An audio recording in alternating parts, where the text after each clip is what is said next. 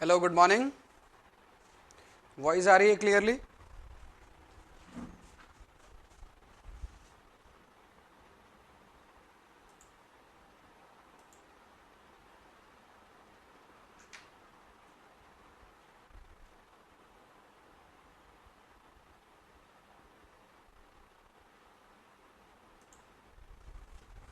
Hello, good morning.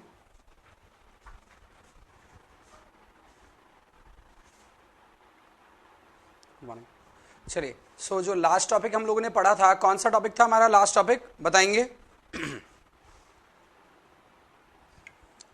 Radhe Radhe ji, good morning.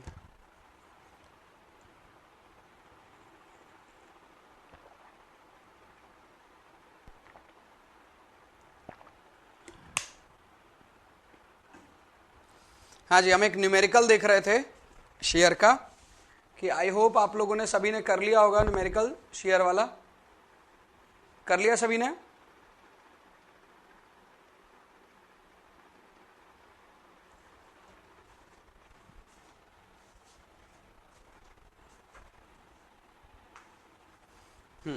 चलिए देखते हैं न्यूमेरिकल।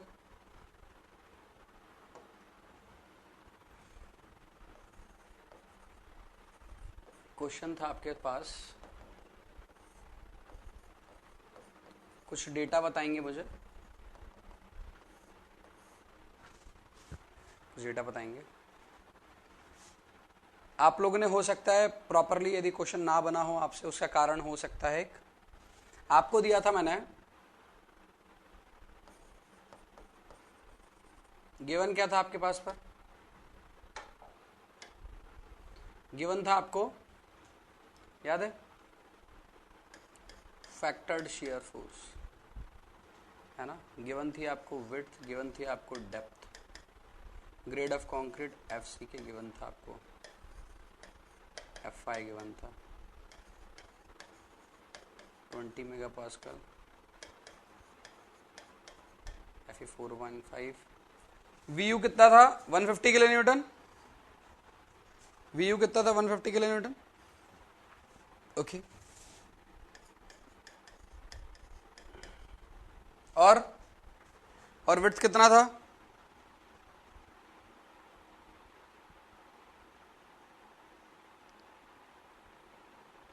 Width 200, depth. हाँ सर, भी सही बात बोल रहे हो। वही तो ट्राई किया भी या नहीं किया, पता ही नहीं आधों को कि क्वेश्चन में कुछ रिक्वायर्ड था क्या।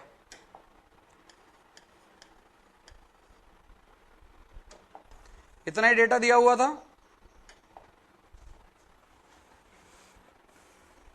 है ना।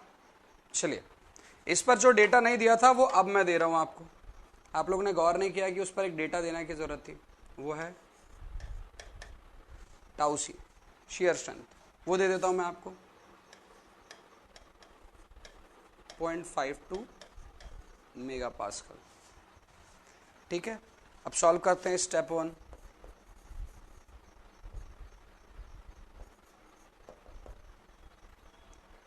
सबसे पहले क्या निकालेंगे? Tau we. टाउ वी कैसे निकालेंगे? Tau we is equal to V U upon B D. V U कितना है? 150 किलो न्यूटन। बी कितना है?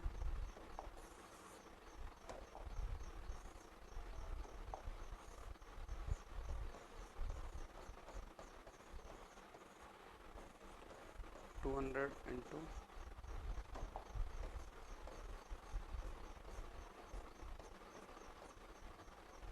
सॉल्व कर लीजिएगा इसको।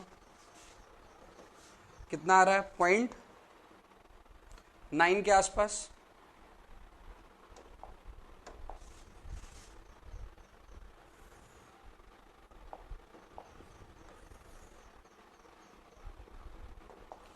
कितना आ रहा है? क्या लिया है ऋषिकेश? 350। आपको दिया था इफेक्टिव क्रॉस सेक्शन। इफेक्टिव, जब भी क्वेश्चन में सिर्फ ऐसा कुछ लिखा रहा है, 200 क्रॉस 400, यदि ये नहीं मेंशन किया है या 300, 200 क्रॉस 300, 250 क्रॉस 500 ऐसा कुछ लिखा है और इट इज नॉट मेंशन, 1.875 आ रहा होगा, so it is not mention कि वो इफेक्टिव है, ओवरऑल है, then consider it effective only. जब तक वो ओवरऑल नहीं बोलता या इफेक्टिव स्पेशली नहीं बोलता तब तो समझ आ जाता है। यदि वो नहीं बोलता, कुछ नहीं बोलता, then consider it B and D.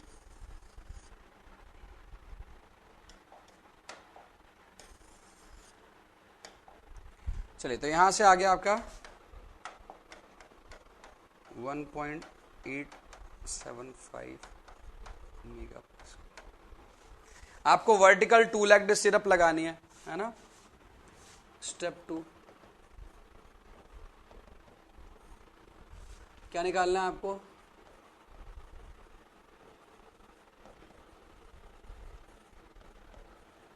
Shear strength निकाले। शेयर स्ट्रेंथ टाउ सी दिया हुआ है आपको क्वेश्चन में, हालांकि मैंने क्वेश्चन में दिया नहीं था, अभी आपको बताया है। पता नहीं था बहुत सारों को कि उसकी भी जरूरत होगी। Tau C Max 0.631 root F C के था, तो आ गया 2.81 मेगा पास्कल के अराउंड। ठीक है। Step 3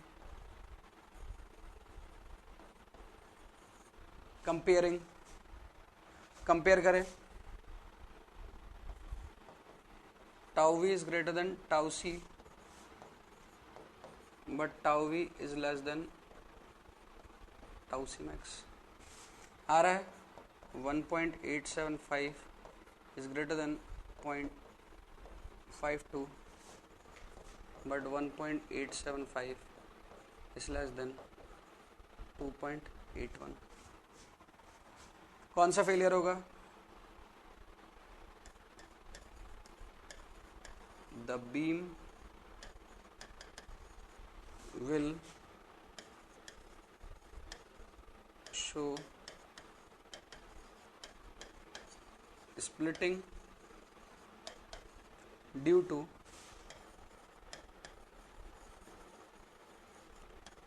diagonal tension. Diagonal tension की वजह से क्या शो करेगी? स्प्लिटिंग शो करेगी। ठीक है, चलिए अब इसको सॉल्व करते हैं। सो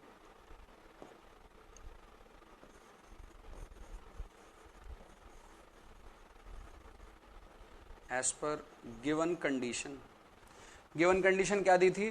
2 लेग्ड सिरप था, वर्टिकल था, है ना, 8 mm का था। सो उसके बेसिस पर लिखेंगे tau V minus tau C into B D is equal to 0.87 F I A S V into D upon S V. ठीक है, डेटा रखो यहाँ। टाउ वी का 1.875 माइनस 0.52 इंटू डी से डी निपटा रहा हूँ मैं, ख़त्म कर रहा हूँ यहाँ। वेट कितना है भाई? 200.87 इंटू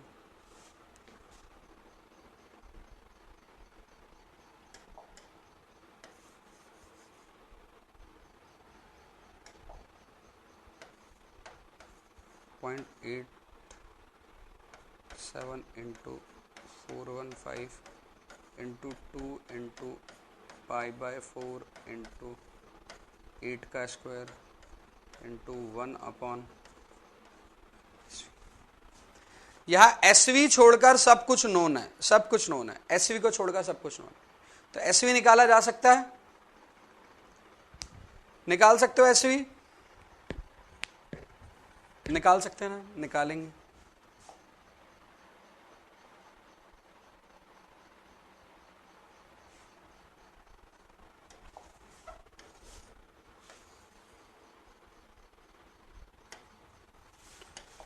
सॉल्व किया तो एसवी आ जाता है।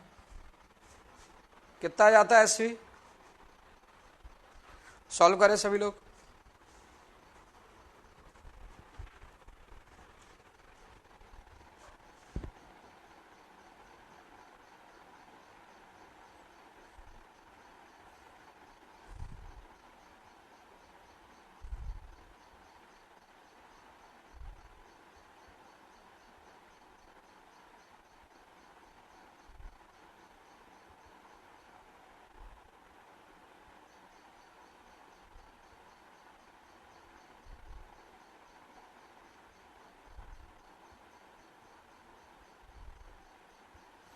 वन 133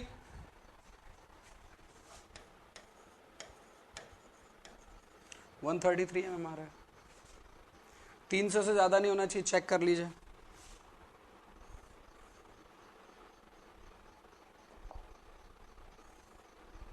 अपन क्या लिखेंगे, as per IS 456/2000 SV should be less than equal to किससे, 300 mm, और क्या होता है D, whichever is minimum, तो कम है, 300 से भी कम है, और D जो आपको 400 दिया 400 से भी कम है, दोनों में से जो कम रहेगा मतलब 300 से कम है, दैट मीन्स SV सेफ है। SV safe in the sense follow कर रहा है रूल, सेफ मतलब सेफ वो 150 में भी रहेगी 300 में भी रहेगी, बट इस पर्टिकुलर शेयर फोर्स के लिए 133 से कम पर अच्छी रहेगी। अब SV कुड बी 125 mm। अब मैं 125 mm की लगा रहा हूं SV, स्पेसिंग जो है मैं 125 की लगा रहा हूं। सर 133 आई थी ना, स्पेसिंग कम हो सकती ज्यादा नहीं हो सकती, ठीक है, स्पेसिंग कम हो सकती ज्यादा नहीं हो सकती, तो स्पेसिंग यदि कम हो सकती ज्यादा नहीं हो सकती तो इस वजह से मैंने 125 किया। सर 125 ही क्यों, तो एज यू ऑल नो कि हमारा जो वर्क होता है that is in British unit, और वहां पर हम इंचेस में यदि काम करते हैं तो 25 mm का 1 इंच होता है, तो यदि हम यहां पर देंगे तो 5 इंच की स्पेसिंग हो जाएगी आपकी सेंटर टू सेंटर। 133 उसको मेजर करना, बार बेंडर को मेजर करना मुश्किल होगा, ठीक है, ये हम प्रैक्टिकल एस्पेक्ट से ध्यान रखते हैं। एग्जाम के लिए आंसर हो जाएगा ये, एग्जाम के लिए आंसर हो जाएगा ये 133, ठीक है, लेकिन जब डिजाइन करेंगे तो डिजाइन के लिए आंसर हो जाएगा 125। सर 100 दे सकता हूं मैं, बिल्कुल दे सकता हूं, 100 आपका आंसर। सर मैं 145 दे सकता हूं, 150 दे सकता हूं, गलत, 133 से ज्यादा नहीं हो सकता। क्लियर है सभी को, कोई doubt?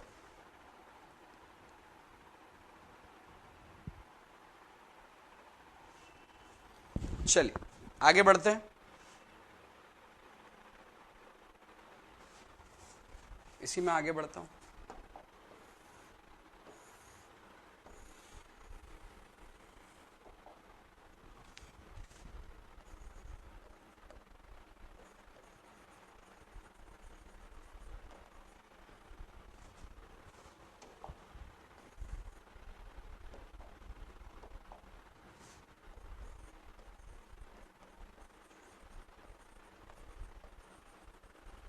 Design a beam to carry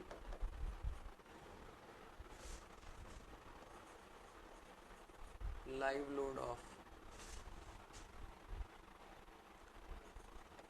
20 kilonewton per meter over a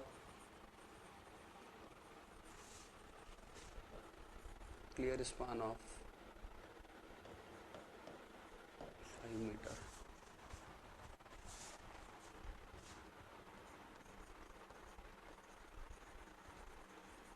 The resistance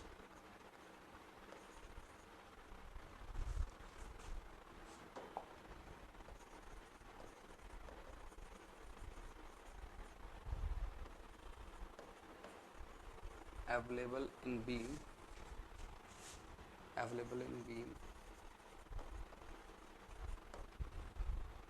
resistance available in beam against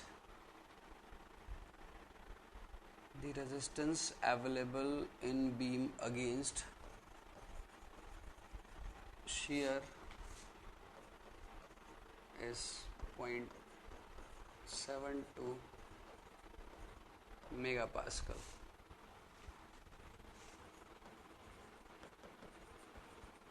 Consider all data from LSM और कोड दे रखा आपको IS 456-2000.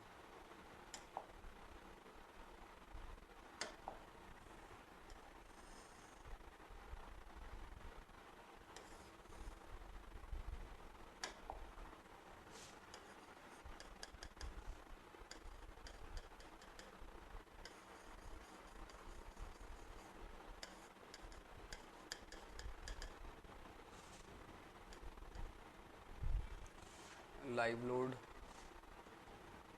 दिया है 20 किलो न्यूटन पर मीटर.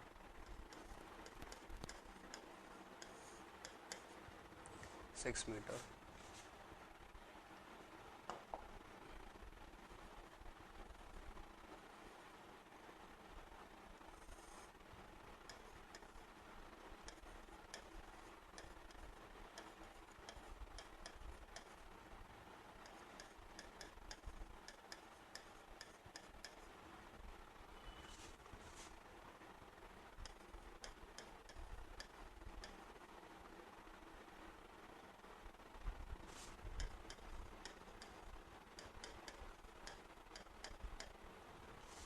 चलिए, यह है क्वेश्चन आपके पास पर, इसका सॉल्यूशन करना है आपको. स्टार्ट करिए. ये एक तरह का डिजाइन का क्वेश्चन है. You have to design it. जल्दी जल्दी.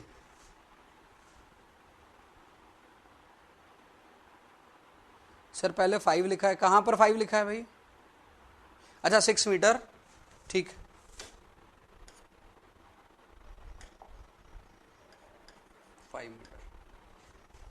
ठीक है. अभी ठीक है सुरभि? ठीक है, सॉल्व करें.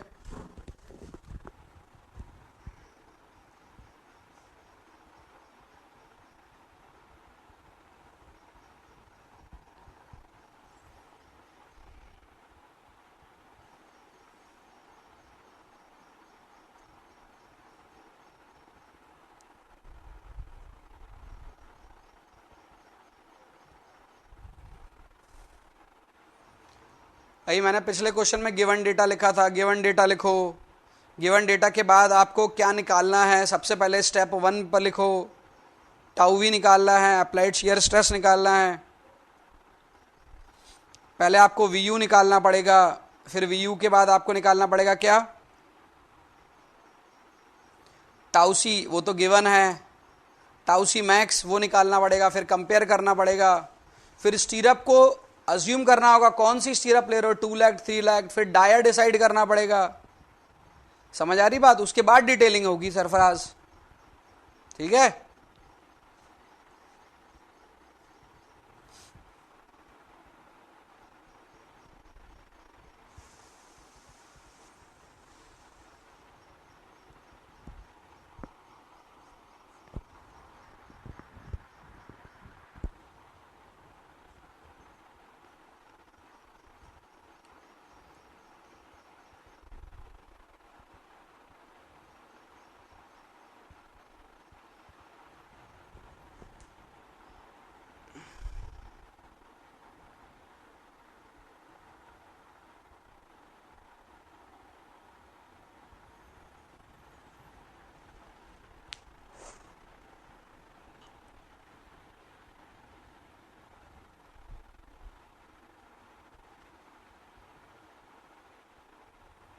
सॉल्व कर रहे हैं आप लोग?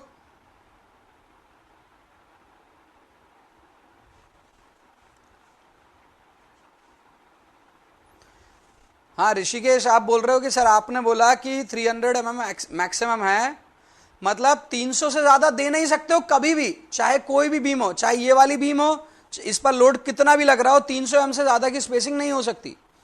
और हमारा जो केस था, जितना उस पर शेयर फोर्स दिया था, वो कह रहा था कि 133 से ज्यादा देने पर शेयर फेलियर हो जाएगा। हमने कहा कि नहीं भैया, 300 तो कहां, 133 में फेलियर हो रहा है।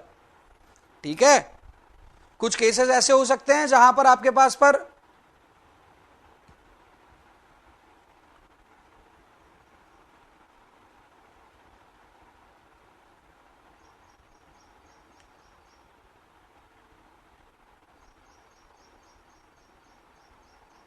अरे मेरे हीरो हीरा लाल, वो जो आपने पढ़ा था ना, वो स्लैब में पढ़ा था, 5D, स्पेसिंग बिटवीन डिस्ट्रीब्यूशन बार।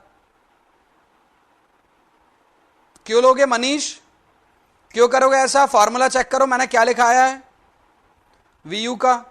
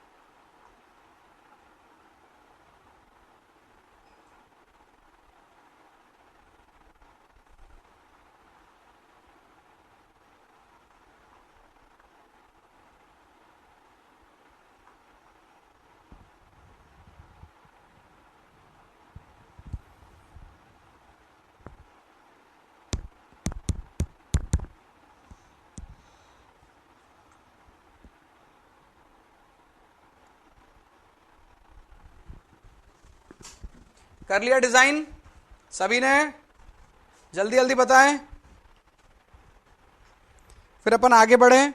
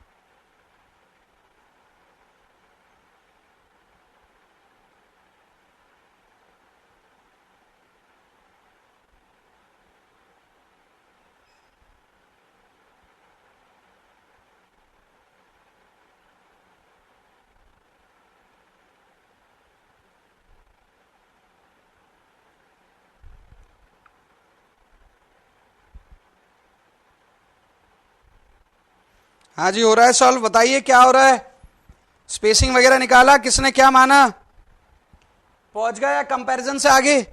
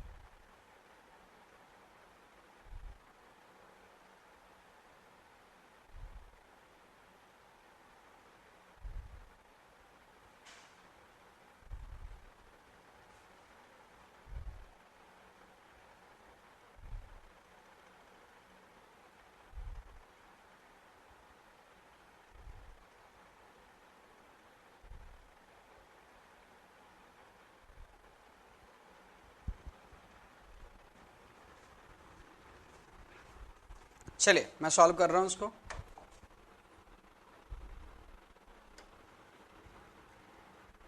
या सॉल्व या यू कैन से डिजाइन कर रहा हूं।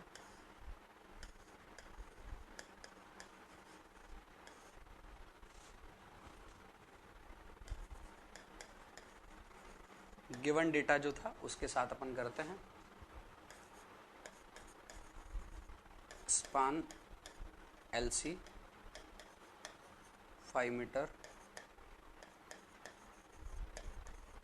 Live load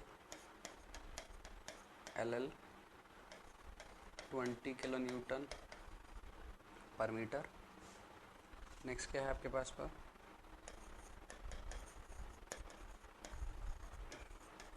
width of beam 250 mm, depth of beam या ओवरऑल डेप्थ लिखना चाहे वो लिख सकते हैं 450 mm, इफेक्टिव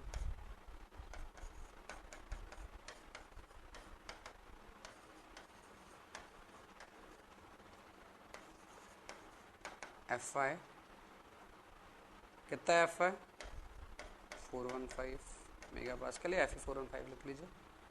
उसके बाद FC के है 20 मेगा पास्कल का, टाउ C है कितना 0.72।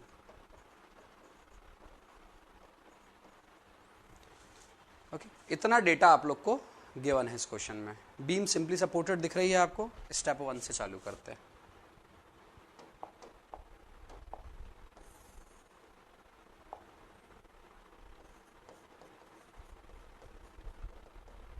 क्या होगी स्टेप 1, है ना, इतना डेटा लिख लिया अपन ने। अब इसके ऊपर क्वेश्चन की जरूरत नहीं है अपने को, मैं इसको सीधा यहाँ ले जाता हूँ।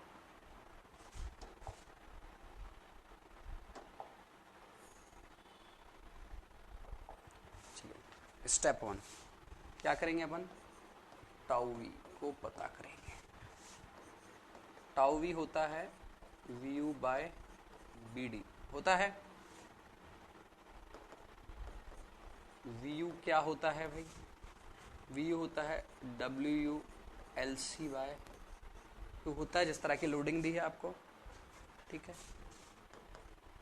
WU होता है 1.5 times of dead load plus live load होता है, ठीक है। Now so dead load is equal to unit weight of concrete into B into D। कितना आया डेड लोड, कितना आया भाई, बताएंगे डेड लोड कितना आया। 2.81 आया क्या, सभी का 2.81 आया डेड लोड।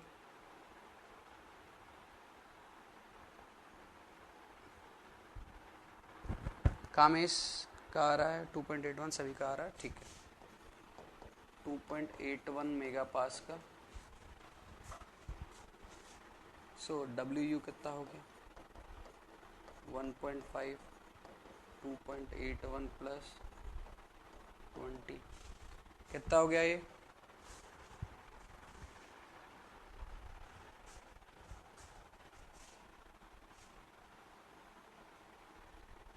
हो गया 22.81 into 1.5 34.215 kilo newton per metre हो गया। एंड VU कितना हो गया 34.215 into LC 5 metre upon 2,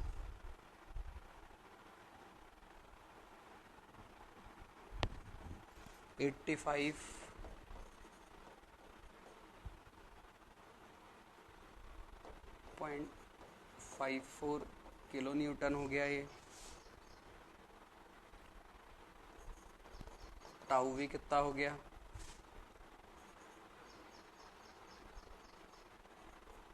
85.54 into 10 to the power 3 upon 250 into 400 .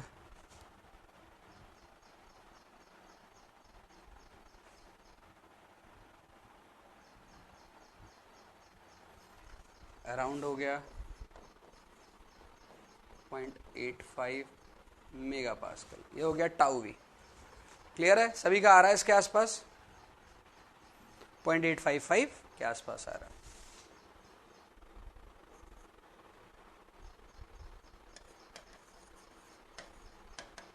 Step 2 shear strength से रिलेटेड बात करते हैं। शेयर स्ट्रेंथ से रिलेटेड कितना है भैया shear strength? Tau C is equal to 0.72 mega pascal, tau C max is equal to, निकाल लेंगे M20 के लिए, वो भी आपके पास पर 2.81 अभी निकाला था ना अपन, वैसे निकाल लेंगे 2.81 मेगा पास्कल आ जाएगा। ठीक है, समझ आया? यहां तक कुछ डाउट नहीं है? अभी तक तो पहली 2 स्टेप ही सॉल्व हुई है।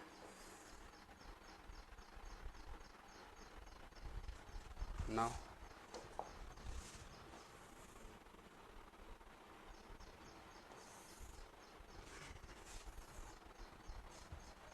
चलिए अब आगे करते हैं सॉल्व। स्टेप 3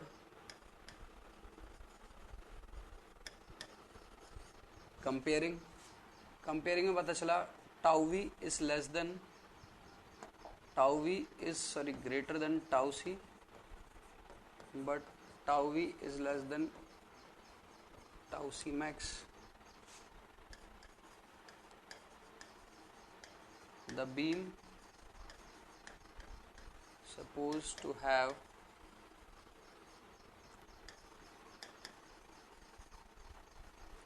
diagonal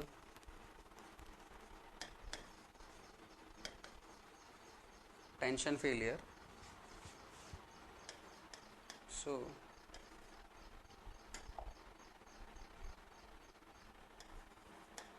मैं कर रहा हूँ using 8 mm dia, 2-legged vertical stirrup for resistance। ये मैंने अज्यूम कर लिया। Using 8 mm dia, 2-legged vertical stirrup for resistance, so tau v minus tau c into B D is equal to क्या हो जाएगा भाई? 0.87 F Y A S V into D upon S V. ठीक है, data रख दें यहाँ पर 0.85 माइनस 0.72। ऋषिकेश आपका डाउट अभी यहाँ से सॉल्व हो जाएगा, है ना? बी कितना है? 250, डी तो कैंसिल हो जाएगा 0.87 इंटू 415, 2 लेग्ड बोला है, इंटू 2 कर लिया अपन ने, π/4, 8 mm अज्यूम किया है, 1/SV नहीं पता है अपने को, तो यहाँ से मैंने निकाल लिया SV। कितना आ गया भाई मेरा? 7 इंटू 415 इंटू 0.785 इंटू 8 का square divided by 0.85 minus 0.72 into 250। 250 दिया डायमेंशन, 200 दिया है, 250 दिया ना? ठीक है, ठीक आ रहा है, आ रहा है 1116, 1116 mm के अराउंड आ रहा है भाई सभी का। अब 0.52 है, 0.82 वाली जो वैल्यू है ना मनीष, उसको हटाओ, क्योंकि इससे कम ही कर सकते हैं ना उस, तो पॉइंट वाली वैल्यू तो वैसे ही प्रैक्टिकली लगा नहीं सकते, बढ़ाना तो है नहीं। ठीक है,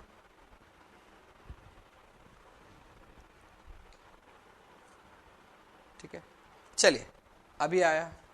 अब IS कोड का प्रोविजन यूज करें, सेम जैसे यहां पर किया था अपन ने इसके पिछले वाले क्वेश्चन में, वैसे ही आप IS कोड का प्रोविजन यूज करें और बताइए मुझे क्या ये पॉसिबल है।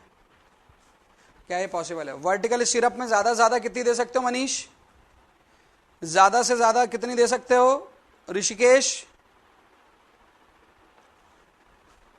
300 और डी तो डी तो यहां पर वैसे ही 400 है। 400 और 300 में से जो कम होगा, 400 और 300 में से जो कम होगा मतलब 300। मतलब ये बीम कह रही है कि 1116 पर भी लगाओगे ना तो कोई दिक्कत नहीं है। आ रही बात समझ में? 1116 पर लगाओगे तो भी कोई दिक्कत नहीं है, लेकिन हम 300 से ज्यादा लगा नहीं सकते कोडल प्रोविजन की वजह से। हम 300 पर लगाएंगे। हम कितने पर लगाएंगे? 300 पर लगाएंगे। आप चाहे तो एक मतलब करना नहीं चाहिए, जरूरत नहीं है यहां पर, आप उल्टा कैलकुलेशन कर सकते हो। यदि एसवी 300 रखा आपने तो ये टाउवी की वैल्यू क्या आएगी? निकाल सकते हैं? हाँ सर निकाल लेंगे। एसवी यदि आपने 300 रखा तो टाउवी की वैल्यू क्या आएगी? उससे पता चलेगा कि यदि 300 का एसवी रख देते हो तो कितना टाउवी को ये रोक सकता है।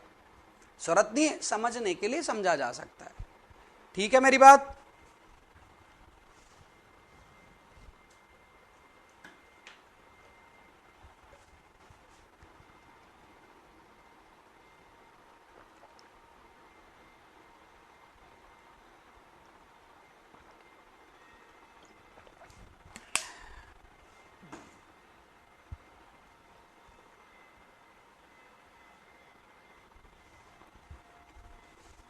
ठीक है, चलिए भाई।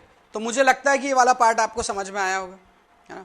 यहां इसके बाद क्या कैलकुलेशन करना है मैं बता देता। If you want to take a screenshot ना, आप ले लीजिए। मैं इसको थोड़ा और छोटा कर देता हूं ताकि उधर वाला पार्ट भी आ जाए।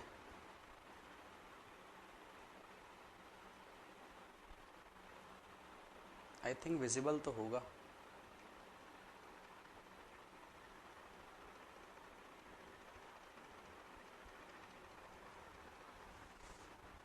विजिबल है ना? थोड़ा और नीचे कर दूं तो क्वेश्चन तो वैसे भी दिख ही रहा है ना। थोड़ा और नीचे कर देता हूं तो इसमें क्वेश्चन और पूरा सॉल्यूशन दिख रहा है। ठीक है,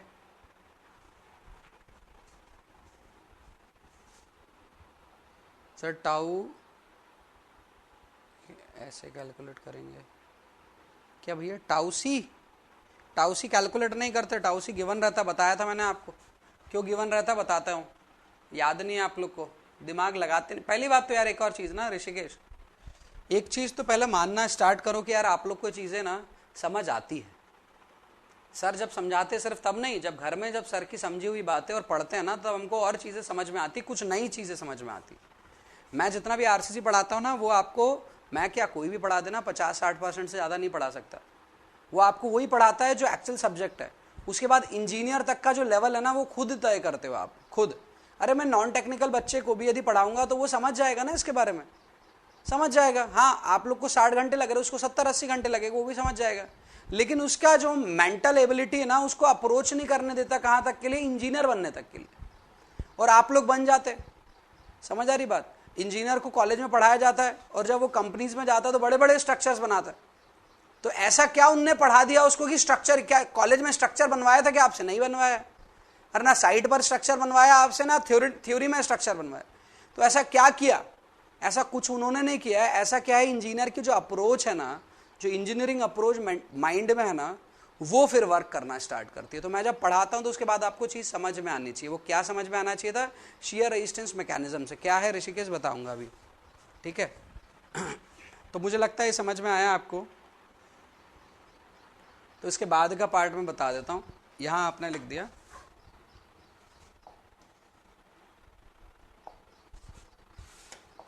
सो यहां से आपने कहा कि एसवी जो होगी, SV should be less than 300 mm or D whichever is minimum. So SV is equal to 300. ठीक है, अब ये SV दिखाना है तो अपन इसकी डिटेलिंग कर देते हैं।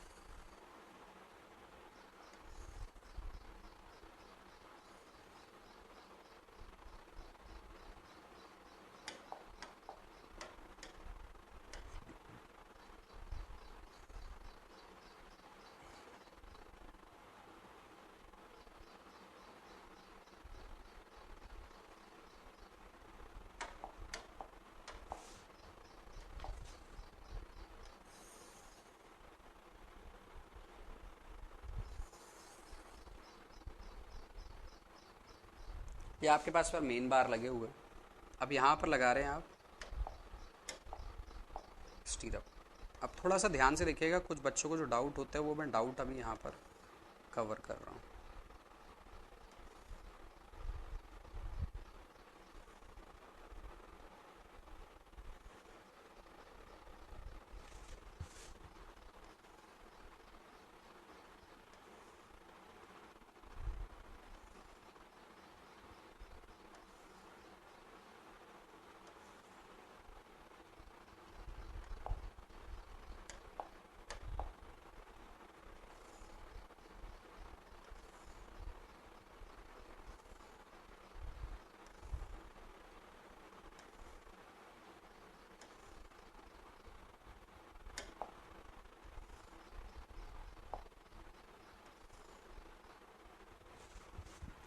देखिए अब यहां पर जो आपको दिख रहा है वो स्टीरअप मैंने अलग अलग कलर किया। अलग अलग कलर से कोई मतलब नहीं है, अलग अलग कलर सिर्फ स्पेसिंग बता रही है।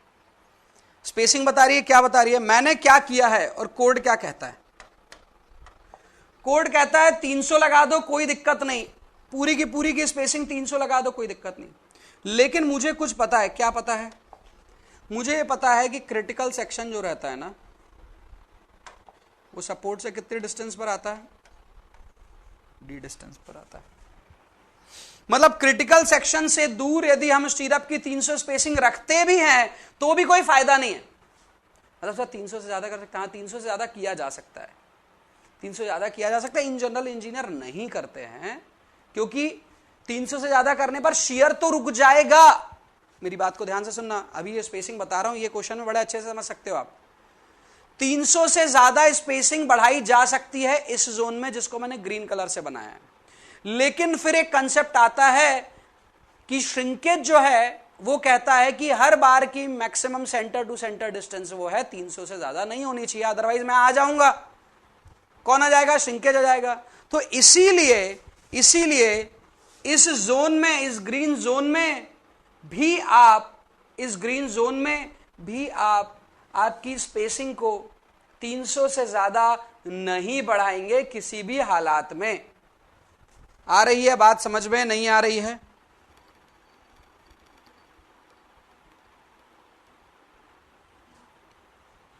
ठीक है सर, हमने तो ये सुना था कि इधर पर क्लोज और इधर पर थोड़ी सी ज्यादा कर सकते हैं। तो पिछले क्वेश्चन में जो 133 को मैंने 125 किया था तो उसको यहां 125 कर दो, आगे 300 करो। लेकिन सडन चेंज मत करना, बार के अरेंजमेंट में प्रॉब्लम होगा प्रैक्टिकली। तो फिर सर कैसे करेंगे? फिर ऐसा करना है 125 इस जोन में लगाना, 125 जैसे इस जोन के बाहर जाओगे आप तो क्या करना, नेक्स्ट वाली को 150 mm की दूरी पर लगाना, उसके नेक्स्ट वाली को 200 mm की, उसके नेक्स्ट वाली को 225 या 250 और उसके नेक्स्ट वाली को 300। इस तरह से आप बढ़ते क्रम में असेंडिंग ऑर्डर में उसको इंक्रीज करना, फिर डिसेंडिंग ऑर्डर में डिक्रीज कर देना इधर जाकर। समझ आई बात, नहीं आई जल्दी बताएं? समझ आया नहीं आया जल्दी बताएं?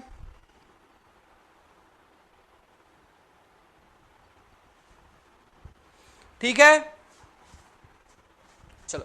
सो यहां पर आपके पास पर स्पेसिंग क्लोज रहेगी, आपको पता रहना चाहिए। मैं आपको बता रहा हूं वो कौन सा पार्ट है। I am dealing with detailing.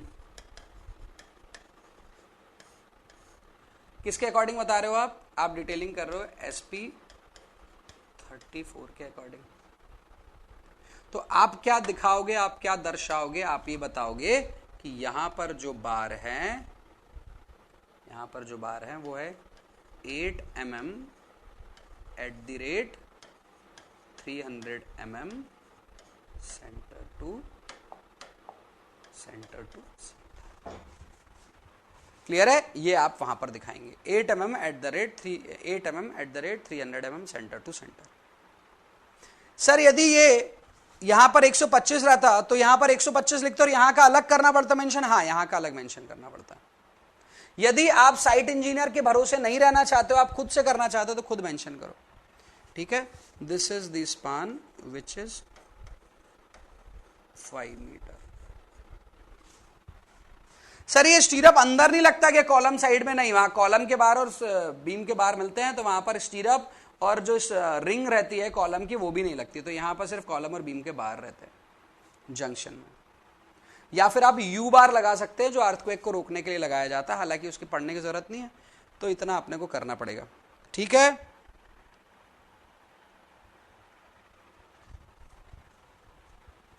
तो मुझे लगता है कि ये पार्ट पूरा समझ में आ गया होगा आपको, क्या है, क्यों है, क्या, ये यहां से जो डाउट था वो वाला हो जाएगा क्लियर। अब यहां से ना थ्योरेटिकल क्वेश्चन पूछा गया है आप लोग के एग्जाम में कि जैसे जैसे स्टीरअप की स्पेसिंग यदि मैं बात करता हूं तो सपोर्ट के टूवर्ड्स बढ़ जाती है और सपोर्ट से दूर पर कम हो जाती है, ऐसा क्यों है, ऐसा क्यों है, ऐसा क्यों है? क्योंकि सपोर्ट पर शेयर का डोमिनेशन ज्यादा रहता है। अब इस बीम के बारे में मैं एक और चीज बता रहा हूं, थोड़ा कंसेप्ट है वो समझे। ठीक है, ये सब समझ आ गया ना? इसका स्क्रीनशॉट लेना तो ले लो जल्दी से।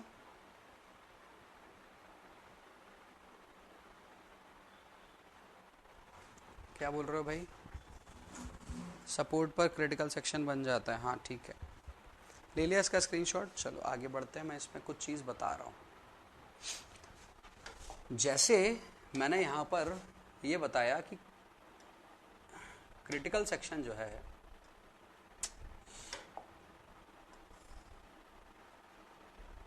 That is somewhere here, upon share का रिस्पेक्टिव बात करें, यूनिफॉर्मली डिस्ट्रीब्यूटेड लोड था,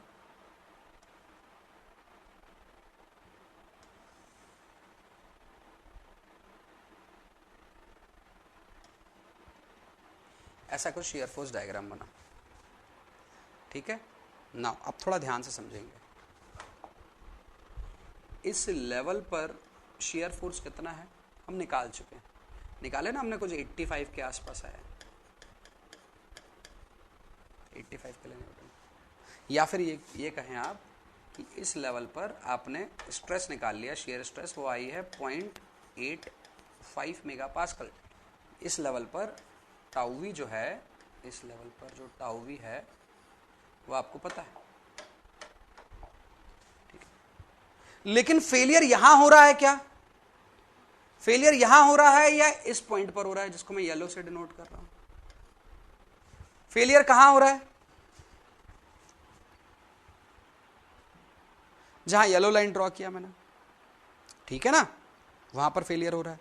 तो आपको यदि एक्चुअली बात करूं तो आपको डिजाइन करना चाहिए यहां की टाउवी के लिए, यहां की टाउवी के लिए, और आप किसके लिए कर देते हो? इसके लिए। तो आप सेफ हो या अनसेफ हो? पहली बात सेफ हो या अनसेफ हो ये बताएंगे।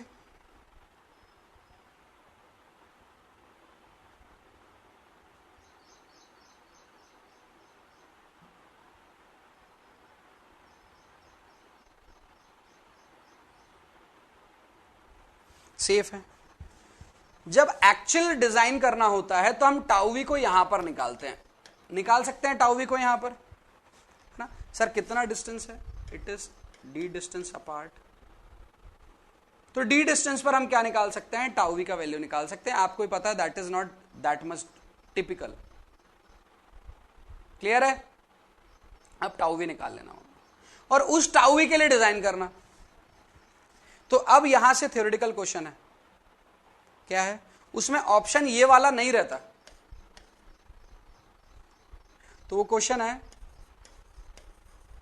shear design of a simply supported beam, shear design of simply supported beam, take stresses at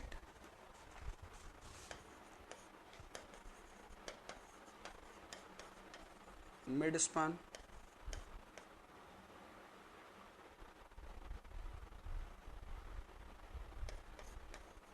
1/4 of span,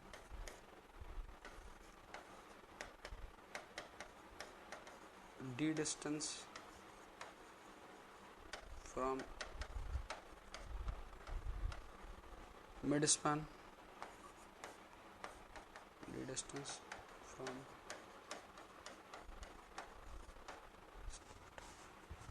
इस तरह का एक क्वेश्चन पूछा गया, ठीक है।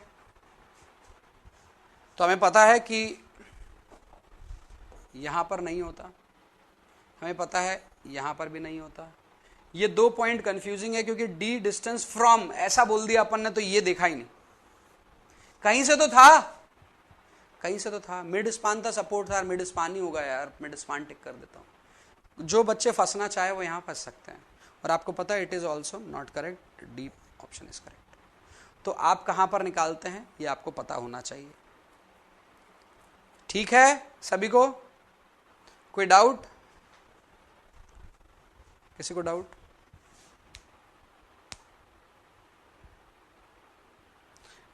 अब ये ऐसी चीज है ना, ये जो मैंने आप लोग को यहां पर बताया, ये ऐसी चीज है कि आपको पता होनी चाहिए, है ना। ये आपको पता होना चाहिए कि क्या होना चाहिए, क्या कहां पर डिजाइन करेंगे, ठीक है।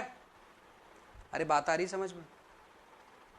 ओके, सो ये आपको समझ में आना चाहिए कि क्या होगा इस जगह से। चलिए आगे बढ़ते हैं, और ये पार्ट था हमारा जो अभी अभी खत्म हुआ है, उस पार्ट को बोलते हैं शेयर। क्या बोलते हैं? Share design. तो हमने पहले देखा कि शेयर होता क्या है, कैसे फेलियर होता है, उस फेलियर को देखा, फेलियर से देखने के बाद फिर हम आगे बढ़े, ठीक है। एक पॉइंट मैं ले रहा हूं ऋषिकेश का। ऋषिकेश ने कहा था सर ये टाउसी का वैल्यू का क्या हिसाब है वो थोड़ा समझाइए। तो चलिए टाउसी की वैल्यू के बारे में बात करते हैं। टाउसी, मैंने आपको बताया था टाउसी की वैल्यू किस किस के थ्रू आती है। वो आती है एरिया ऑफ स्टील, और वो आती है ग्रेड ऑफ कॉन्क्रीट। सर ऐसा तो कहीं नहीं लिखा है आपने। हाँ, ऐसा एज इट इज नहीं लिखा है, ये आपको अपने दिमाग से पूछना था कि क्या मैंने ये पढ़ा है। और एक और टर्म पढ़ाया था टाउसी मैक्स, जो कि सिर्फ डिपेंड करती है किस पर? ग्रेड ऑफ कॉन्क्रीट पर, ठीक है। टाउसी मैक्स सिर्फ इस पर करती है। नहीं याद आ रहा तो फॉर्मूला देखो 0.631 रूट एफ सी के, तो ये सिर्फ ग्रेड ऑफ कॉन्क्रीट पर करती है। और ये एएसटी और ग्रेड ऑफ कॉन्क्रीट पर करती है। कैसे पता sir AST grade of concrete है? अरे भैया शियर रेजिस्टेंस मैकेनिज्म पढ़ा है। हाँ सर पढ़ा है। वहां पर क्या क्या लिखा है, किस कौन कौन रेजिस्टेंस ऑफर करता है? Sir flexor enforcement. Flexor enforcement कौन सा इन्फोर्समेंट होता है? सर मेन बार। मैंने बताया था आपको, यदि फ्लेक्सर इन्फोर्समेंट ज्यादा होंगे तो क्रैक को और ज्यादा रोकेंगे। मतलब परसेंटेज ऑफ फ्लेक्सर इन्फोर्समेंट ज्यादा होगा तो रेजिस्टेंस अगेंस्ट शियर जो होगा वो और ज्यादा होगा, है ना। कहा था मैंने आपको, याद होगा सभी को। तो याद है कि नहीं याद है?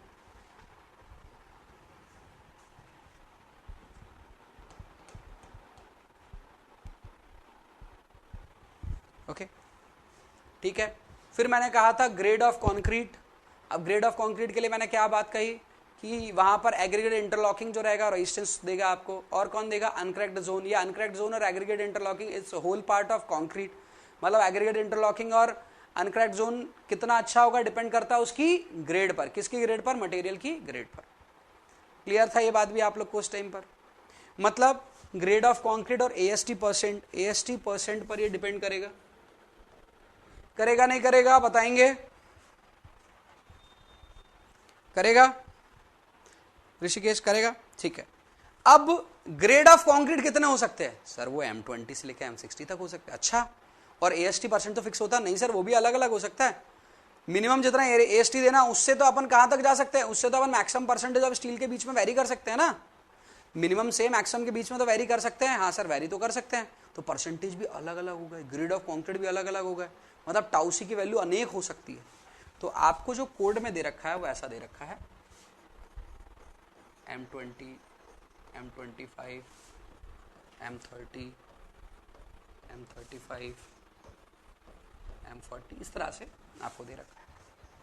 यहां पर दे रखा है आपको AST अपॉन BD,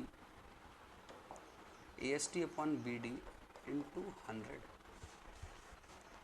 ये क्या बताएगा आपको? AST परसेंट बताएगा, ये आपको AST परसेंट बताएगा। और ये क्या बताएगा? Grade of concrete. अब जैसे ये वैल्यू दे रखी है आपको 0.2, 0.32, 0.38, 0.42, 0.48, 0.52, 0.62, 0.75, 0.90, 1.0. These are the percentage of steel. कौन से स्टील है? देखो यहां पर क्या लिखा हुआ है, क्या लिखा हुआ? AST, area of steel in tension, flexor reinforcement. फिर यहां पर डेटा दे रखा है, यहां पर डेटा दे रखा है. यदि 0.2 के लिए बात करता हूं तो ये दिया है 0.3, 0.3, 0.39, ऐसा एग्जैक्ट नहीं दिया है, मैं आपको बता रहा हूं. ये सभी जो वैल्यू दे रखी है 0.3 वगैरह, ये सब जो दे रखी है, क्या कंक्रीट की है? नहीं. These values are of tau c. ये टाउ सी मतलब percentage of steel and grade of concrete के बेसिस पर टाउ सी की वैल्यू क्या है. क्लियर है बात सभी को? डाउट है किसी को? ऋषिकेश, मनीष, सुरभि, दीपा, अभिषेक, जितेंद्र, सुमित, अंकित,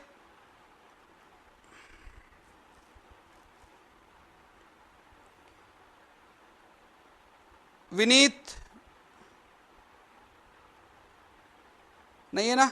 चलो, तो मुझे लगता है समझ में आपको ये समझ में आ रहा होगा कि सर कोड ऐसा ही टेबल बना सकता था, उसके पास कोई ऑप्शन ही नहीं था. कोड को हम बता रहे तुम्हें क्या करना. आ रही बात समझ? कोड से बातें सीखना वो तो बहुत अच्छी बात है, लेकिन आपने को पता भी तो रहा है कोड में क्या लिखा है और क्यों लिखा है. ठीक है, चलिए आगे बढ़ते हैं और आगे बढ़कर हम नेक्स्ट पार्ट पर पहुंचते हैं बीम के. दैट इज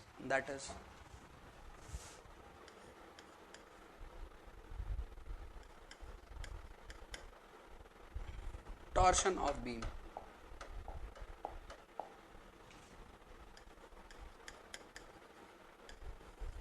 टॉर्शन ऑफ या टॉर्शन इन आरसीसी बीम, जो बोलना चाहें.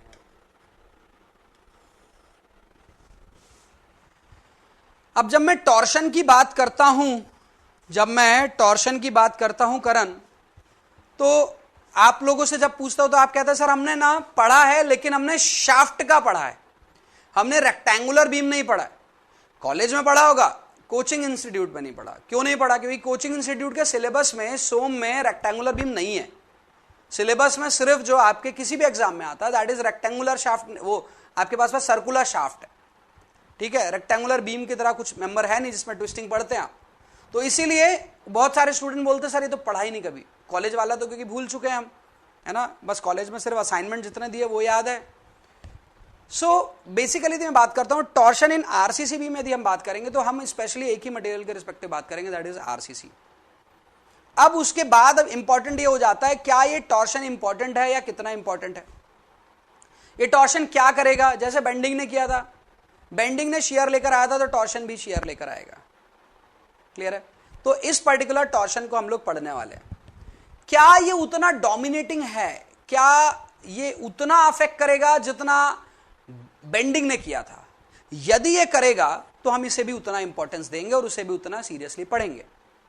यदि मैं बात करता हूं प्राइमरी, सेकेंडरी और टर्शरी, सबसे मूलतः हमारा जो फोकस होगा वो किस पर होगा, उसके बाद हम प्राथमिकता किसे देंगे और उसके बाद हम प्राथमिकता किसे देंगे. इस तरह से यदि सीक्वेंस बनाएं, so we will select bending as the most critical stress in a beam. सबसे ज्यादा क्रिटिकल स्ट्रेस जो बीम में होती है दैट इज बेंडिंग. उसके बाद होता है शियर. तो हम बेंडिंग को बोलेंगे a beam is primarily design for bending, secondly design for shear. अच्छा सर फिर टर्शरी टॉर्शन वो तो देखना पड़ेगा, अभी डिसाइड मत करो. हाँ, हालांकि मैं अभी कमेंट कर दे रहा हूं कि हाँ भाई टर्शरी होगा, टॉर्शन के लिए डिजाइन करना कोई जरूरी बात नहीं है. सबसे लीस्ट इंपॉर्टेंट टॉर्शन होता है. क्यों होता है अभी मैं प्रूफ कर दूंगा, लेकिन आप लोग उसको प्रूफ करने के बाद मानेंगे. आप लोग कहेंगे सर ने कहा था, अब सर प्रूफ करेंगे, है ना. और आप लोगों ने भी इस चीज के बारे में पढ़ रखा है, टॉर्शन के बारे में, तो टॉर्शन की उसी चीज को मैं यहां पर आगे लेकर बढ़ूंगा. ठीक है, ऑब्जेक्टिव क्वेश्चन. हाँ, इसके बात करते हैं ना, टॉर्शन उतना बड़ा नहीं है. ठीक है, चलो. सो टॉर्शन ऑफ आरसीसी बीम के बारे में बात करता हूं. तो टॉर्शन आपको किस तरह से देखने को मिलता है बीम में. पहली बात तो आप उसके बिहेवियर को थोड़ा सा समझे.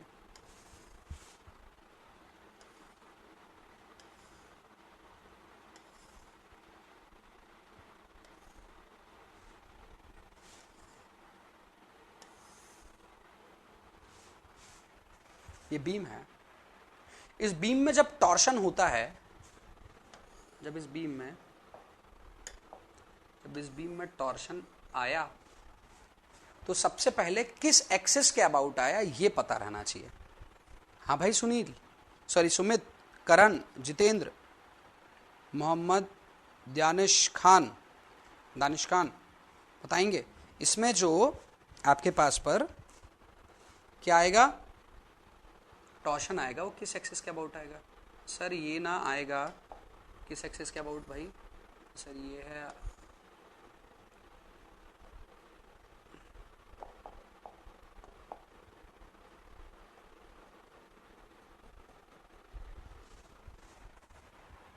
किस एक्सिस के अबाउट आ रहा है, लॉन्गिट्यूडनल, है ना, लॉन्गिट्यूडनल के अबाउट आ रहा है। बेंडिंग होती कैसे आती, बेंडिंग होती कैसे होती, बेंडिंग बताया था मैंने उस दिन। बेंडिंग किसके अबाउट, लेटरल ट्रांसवर्स एक्स, है ना। सो ये पहले पता रहना चाहिए कि किसके अबाउट आ रहा है। ओके, नाउ अब हम बात करते हैं कि टॉर्शन में होता क्या है, टॉर्शन किस तरह की प्रॉब्लम देखने को मिलती है, टॉर्शन किस तरह की प्रॉब्लम है। बेंडिंग में कैसे क्रैक आते थे, शेयर में कैसे क्रैक, बेंडिंग की वजह से शेयर आता तो कैसे क्रैक आते थे, टॉर्शन की वजह से शेयर आएगा तो कैसे क्रैक आएंगे। यहां पर ना आपको देखने को मिलता है क्रैक कुछ इस तरह का,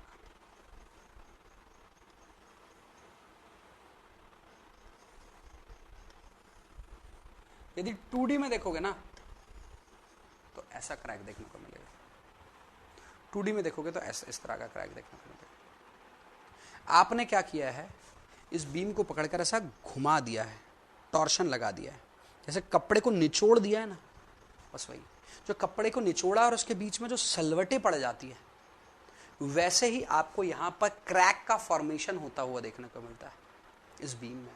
हम निचोड़ने नहीं वाले हैं इसे, हम इसे ट्विस्ट करने वाले हैं। हम कैसे कर रहे हैं, वो भी आपके पास जो लोड अप्लाई हुआ है उसकी वजह से ट्विस्टिंग मूवमेंट जनरेट हो रही है और वो इसमें क्रैक जनरेट कर सकती है।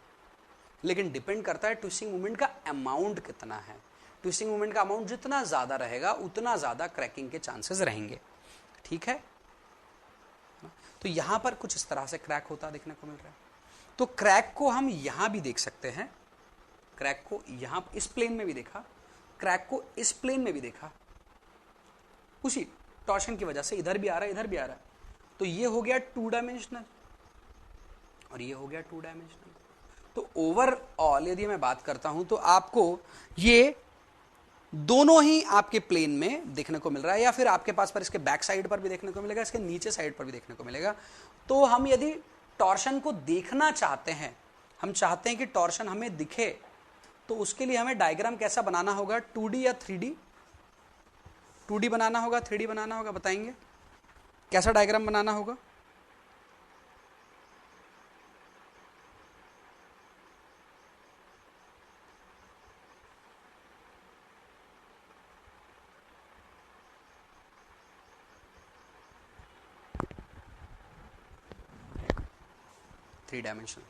थ्री डायमेंशनल जैसे ही बोल देते हैं हम इसे, 3 डायमेंशनल जैसे ही बोल देता हूं मैं।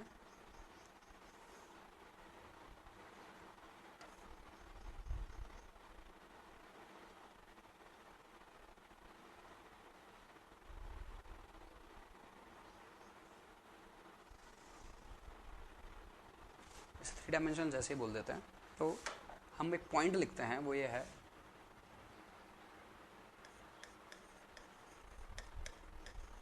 torsion of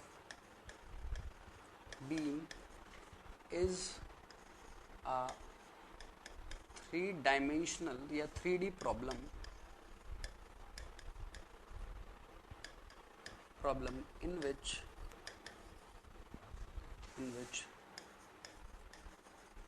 shear and warping of cross section is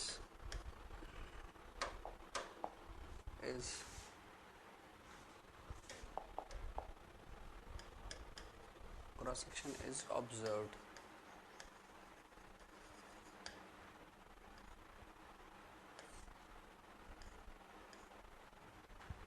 so torsion जो है आपको 3 डायमेंशनल प्रॉब्लम दिख रही है, जिसके अंदर पर आपको शियर एंड वार्पिंग जैसी चीजें देखने को मिलेगी। क्लियर है? क्लियर है सभी? अब वार्पिंग हो रहा है क्रॉस सेक्शन का, उसको मैं शो करता हूं यहां पर वार्पिंग किस तरह से हो रहा है। वार्पिंग कहने का मतलब है यहां पर आपके पास पर जो सेक्शन है वो सेक्शन आपके पास पर एक तरह से फटने की कोशिश कर रहा है। वो कैसा होगा वो बताता हूं अभी। तो यहां पर भी आप देखेंगे इस टॉर्शन की वजह से, इसको मैं बाद में बना दूंगा,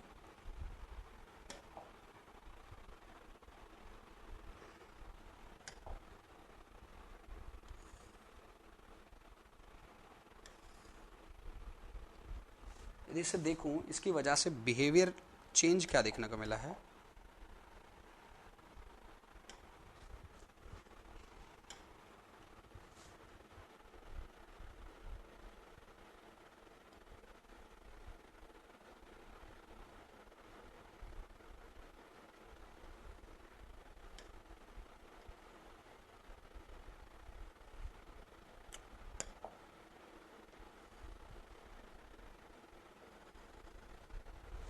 इस तरह से आपको क्रैक्स देखने को मिले। यह है जोन जिसमें आपको क्रैक्स देखने को मिले, और आपने को पता करना है यहाँ पर क्रैक्स भी इसी तरह से आता है और ये स्ट्रेस बिहेवियर भी है। This is also known as stress behaviour. और यहाँ पर जो बेंडिंग मोमेंट का बिहेवियर था that is somewhat like this. Bending बोल रहा हूँ, टॉर्शन, सॉरी बेंडिंग बोल रहा हूँ, टॉर्शन। टॉर्शन या ट्विस्टिंग मूवमेंट है वो कुछ इस तरह से। क्लियर है बात? यहां पर भी आप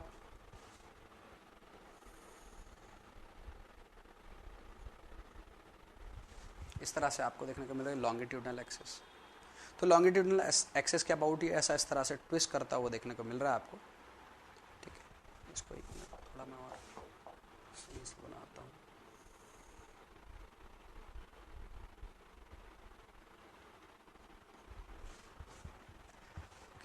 इस तरह से आपको ट्विस्ट होता हुआ देखने को मिल रहा है। तो यहां पर जो शियर स्ट्रेस है उसे हम कैलकुलेट कर सकते हैं due to twisting. Due to twisting हम शियर स्ट्रेस को कैलकुलेट कर सकते हैं। This is what, this is width of the beam, this is depth of the beam, this is depth, this is okay. So यहां पर जो आपको देखने को मिल रहा है वो देखने को मिल रहा है कि ये जो आपके पास पर फाइबर है पूरे फाइबर ट्विस्ट होते हुए दिख रहे हैं, वार्पिंग होते हुए दिख रही है यहां पर। तो यहां पर यदि मैं बात करूं तो एक यूनिट ब्लॉक लेता हूं मैं, है ना, एक यूनिट ब्लॉक लेता हूं मैं। एक पार्ट को मैं थोड़ा हिडन कर रहा हूं ताकि विजिबिलिटी दिखे।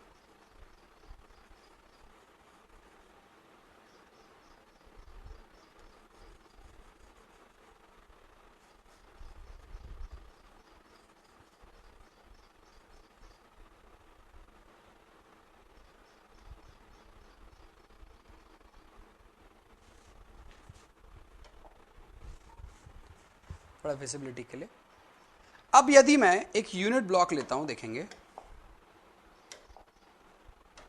एक यूनिट ब्लॉक लेता हूं यहां पर, एक मैंने यूनिट ब्लॉक लिया, दिख रहा है। अब इस यूनिट ब्लॉक को लेता हूं तो इस यूनिट ब्लॉक को यदि मैं बाहर निकालता हूं, ये है मेरा यूनिट ब्लॉक, इसमें जो क्रैक आया है, क्रैक को देखें कैसा आया है, इस तरह से देखने को मिल रहा है क्रैक। यदि क्रैक इस तरह से देखने को मिल रहा है तो यहां पर क्या टेंशन और कंप्रेशन बता सकते हैं कहां होगा? टेंशन और कंप्रेशन बता सकते हैं सभी लोग कहां होगा? सभी लोग बता सकते हैं टेंशन और कंप्रेशन कहां होगा? हाँ सर बता सकते हैं। नॉर्मल टेंशन है या डायगोनल टेंशन है? नॉर्मल टेंशन है या फिर डायगोनल टेंशन है, बताएंगे?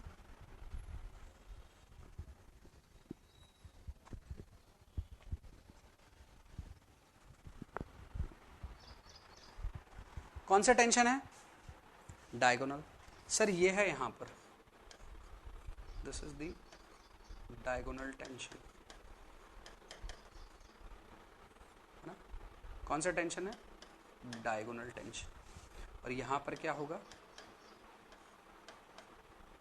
यहाँ पर क्या होगा, कंप्रेशन होगा, है ना। कौन से कंप्रेशन, डायगोनल कंप्रेशन, ठीक है, ओके। सो यहां पर अपन क्या बोल सकते हैं,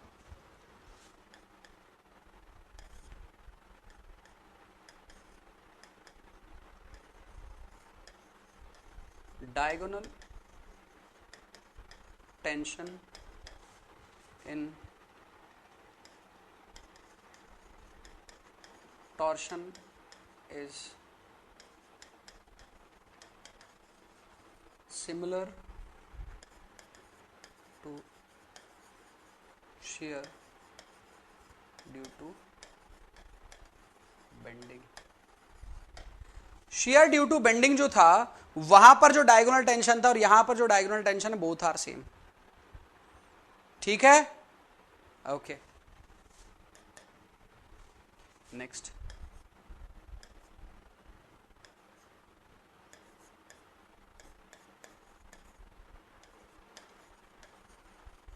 the shear stress due to, you can say the torsional stress भी बोल सकते हो उसे, टाउ से रिप्रेजेंट करते हैं उसे, जो शेयर का ही पार्ट बताता है। The shear stress due to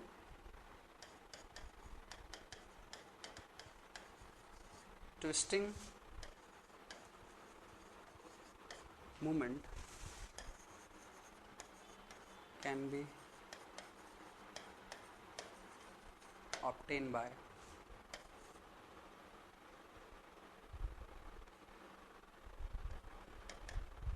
निकाला आप लोगों ने, हाँ जी, ट्विस्टिंग मूवमेंट की वजह से आने वाला शेयर।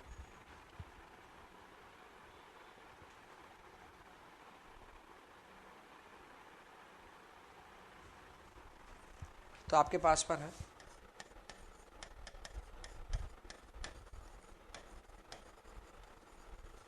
ट्विस्टिंग मूवमेंट, जैसे आप टी से भी डिनोट कर सकते हो, upon alpha B square D. Here B क्या है, width of beam, D overall depth of beam, alpha which is depends on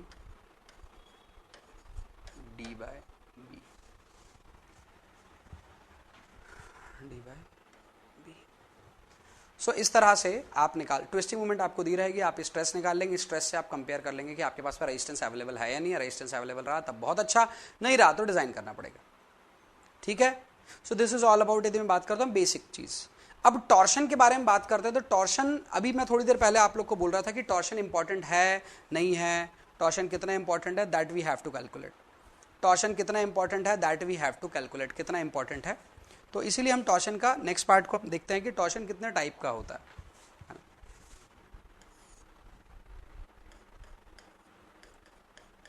in RCC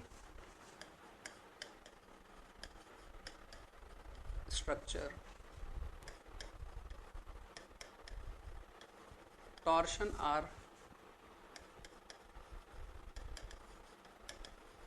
classified into two categories। Two categories में टॉर्शन जो है वो क्लासीफाई होता है। कैसे कैसे? First is equilibrium torsion.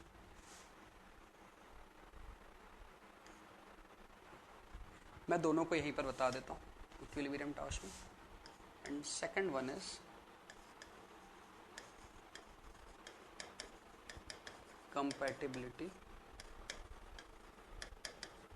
Torsion.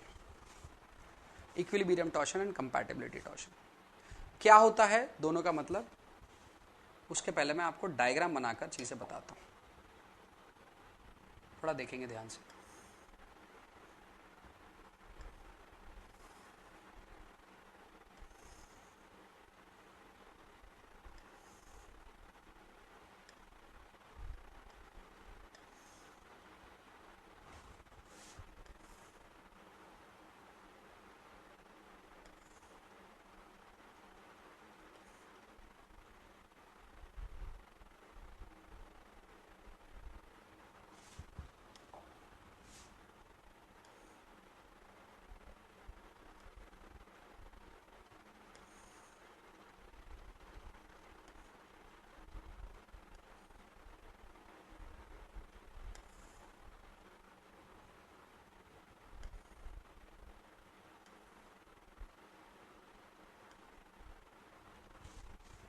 कुछ इस तरह की।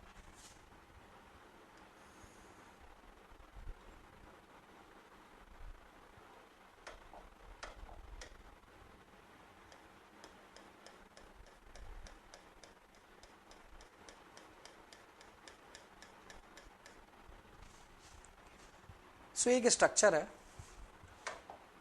इसको थोड़ा और रियलिस्टिक बनाते हैं अपन।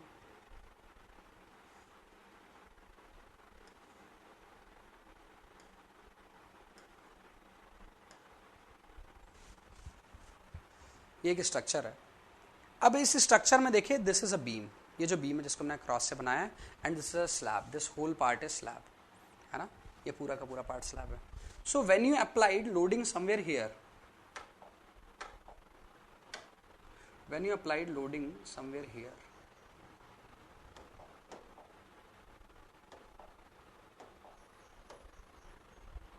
यहां कहीं पर आप लोड लगाते हैं,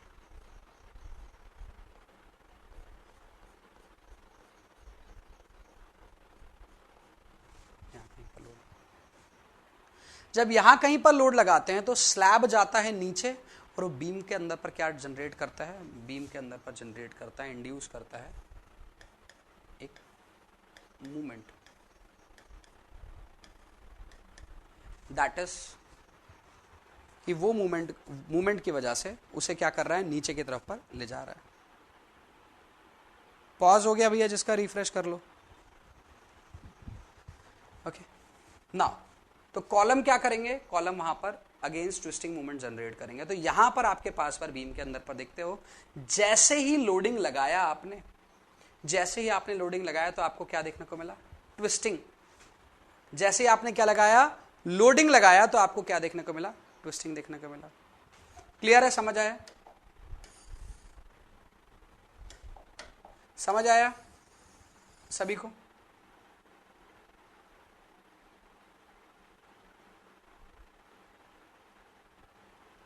जैसे आपने लोडिंग लगाया आपको ट्विस्टिंग देखने को मिला। एक और स्ट्रक्चर देखते हैं।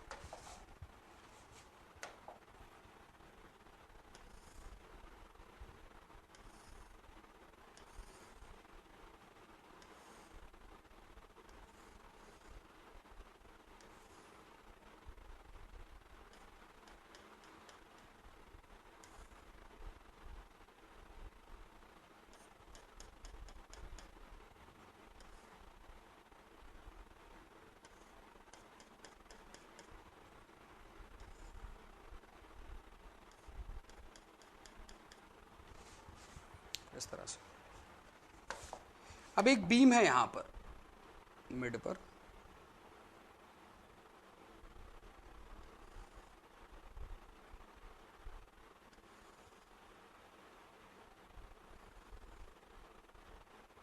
ये बीम है बीच में, ठीक है। यहां पर मैं नेम रख देता हूं, ए बी सी डी, और इसका नाम रख देता है एम एन। अब जैसे ही हमने स्लैब पर लोड लगाया, स्लैब से लोड गया किस पर, एम एन पर। स्लैब से लोड किस पर गया, अरे किस पर गया, एम एन पर जाएगा। अब जो स्लैब से लोड गया एम एन पर, तो एम एन पर क्या होगा, एम एन पर क्या होगा, स्लैब पर जैसे ही लोड गया, स्लैब से लोड गया एम एन पर, और एम एन बीम कर गई क्या, बेंड। क्या कर गई, बेंड। यदि ये बेंड करती है, मतलब एम एन बीम नीचे जाती है, तो यहां पर आपके पास पर, यहां पर आपके पास पर एक ट्विस्टिंग मूवमेंट जनरेट कर देती है।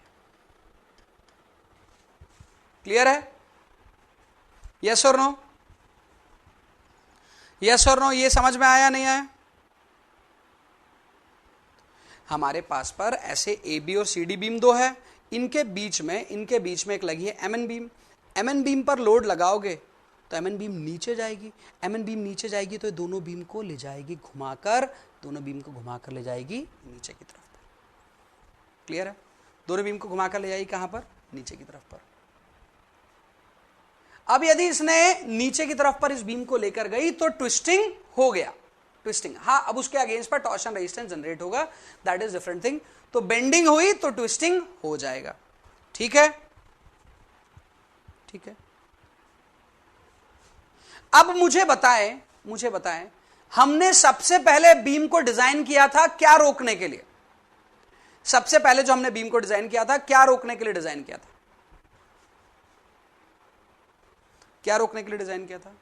Sir bending, sir bending. तो जब बेंडिंग होगी ही नहीं, हमने डिजाइन कर दिया ना कि बेंडिंग होगी नहीं, तो ये क्यों पढ़ रहे हो सर? बेंडिंग होगी नहीं। और मान लो हो गई तो वो पहले फेल किस में हो गई है? यदि मान लो हो गई तो वो पहले फेल किस में हो गई है? बेंडिंग में फेल हो गई। और यदि सर वो बेंडिंग में फेल हो गई तो फिर टॉर्शन बचाकर क्या करोगे? क्योंकि सबसे ज्यादा क्रिटिकल बेंडिंग होता है। आपकी बीम बेंडिंग में फेल हो गई तो टॉर्शन बचाकर कुछ नहीं करोगे। आ रही बात समझ? सो इसीलिए बीम में बेंडिंग फेलियर होता नहीं है, क्योंकि हम होने नहीं देते हैं। जब बेंडिंग होगा ही नहीं तो सर ये केस बनेगा ही नहीं। बिल्डिंग में ज्यादातर इन दोनों में से कौन से केस आपको ज्यादा देखने को मिलेंगे? बिल्डिंग में इन दोनों में से जो एग्जांपल दिया हो कौन सा ज्यादा देखने को मिलेगा? This one, this is a multi storey building and it is a cantilever structure.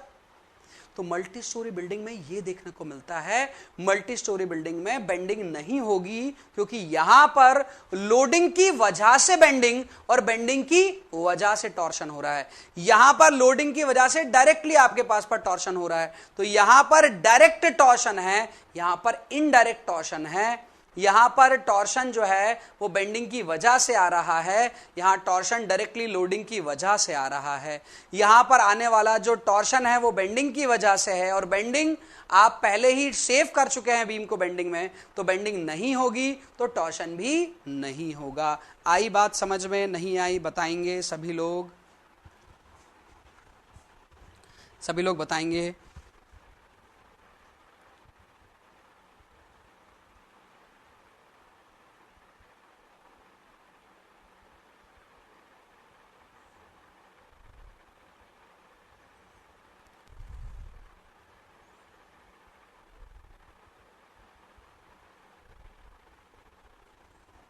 ठीक है, तो यहां पर यदि आपको बात समझ में आ गई है तो अब मैं बात करता हूं इनके नाम के बारे में, इनके नाम के बारे में। तो सबसे पहला एक चीज है कि इन दोनों में से यहां पर टॉर्शन कंपलसरी है पढ़ना या डिजाइन करना? यहां पर कंपलसरी नहीं है, क्योंकि आ ही नहीं रहा है। कंपलसरी वाली बात कर रहा है, ऐसा नहीं कि करना नहीं, करोगे तो पकड़ लेंगे आपको, अरे कुछ नहीं करना है कर दो भाई, पर जरूरत नहीं है। इसका नाम इक्विलिब्रियम क्यों रखा? तो हमने दो तरह की इक्वेशंस पढ़ रखी है, यदि आप लोग को याद होगा। चलो इक्विलिब्रियम नाम हटा देता हूं उसका नाम रख देता हूं प्राइमरी, इसका नाम रख देता हूं सेकेंडरी। ये चलेगा? प्राइमरी सेकेंडरी तो चलेगा। हाँ सर इसके आने के चांसेस, इसका नाम प्राइमरी रख दो, इसके आने के चांसेस नहीं है तो ये सेकेंडरी, हमारा इंपॉर्टेंस नहीं है, ये हमारा इंपॉर्टेंस है। इतना तो याद रहेगा, प्राइमरी एंड सेकेंडरी। ठीक है, अब प्राइमरी सेकेंडरी याद रखने के बाद यहां पर बात करें इसका नाम इक्विलिब्रियम क्यों पड़ा? यहां पर नंबर ऑफ अननोन्स बहुत कम है, यहां पर लोड से सीधे टॉर्शन आ रहा है, यहां पर नंबर ऑफ अननोन्स बहुत कम है। तो यहां पर equilibrium equation that is summation of horizontal forces equal to 0, summation of vertical forces equal to 0, summation of movement is equal to 0, उसी से हम यहां पर इसे एनालाइज कर सकते हैं। किससे? इक्विलिब्रियम की जो 3 इक्वेशंस है उसी से हम इसे एनालाइज कर सकते हैं। लोडिंग, डायरेक्ट टॉर्शन, यहां पर लोडिंग, फिर बेंडिंग, बेंडिंग से टॉर्शन, बेंडिंग से टॉर्शन। तो नंबर ऑफ अननोन्स यहां पर क्या हुए? इससे ज्यादा हुए, इससे ज्यादा नंबर ऑफ अननोन्स हमें देखने को मिलते हैं इस बीम में। यदि यहां पर नंबर ऑफ अननोन्स ज्यादा है तो इक्विलिब्रियम इक्वेशन जो है उतनी सफिशिएंट नहीं है। 3 इक्वेशन, यहां बेंडिंग भी है, टॉर्शन भी है, तो यहां पर इक्विलिब्रियम इक्वेशन से इसे एनालाइज नहीं किया जा सकता, सफिशिएंट नहीं है। सर फिर किससे करेंगे? स्लोप डिफ्लेक्शन से कर लो, कासी-गलानो से कर लो, 3 मूवमेंट थ्योरम से कर लो, है ना, मूवमेंट डिस्ट्रीब्यूशन से कर लो, मूलर-ब्रेसला प्रिंसिपल से कर लो, कानीज मेथड से कर लो, मैट्रिक्स मेथड से कर लो। सर ये सब तो कंपैटिबिलिटी मेथड होती है, ऐसा पढ़ा था हमने। तो लिखा क्या है? टॉर्शन कौन सा है? टॉर्शन का नाम ही ऐसा रख दिया जैसे वो एनालाइज होता है। ये कंपैटिबिलिटी इक्वेशंस या मेथड के बेसिस पर एनालाइज होता है, इसलिए इस टॉर्शन का नाम कंपैटिबिलिटी टॉर्शन रख दिया। और ये टॉर्शन आपके पास पर इक्विलिब्रियम इक्वेशन से ही एनालाइज किया जा सकता है, इसीलिए इसका नाम रख दिया इक्विलिब्रियम टॉर्शन। क्लियर है? तो इसका नाम प्राइमरी बोलो, इक्विलिब्रियम बोलो, बात एक ही है। इसका नाम सेकेंडरी बोलो, कंपैटिबिलिटी बोलो, बात एक ही है। ठीक है सभी को? क्लियर? ठीक है।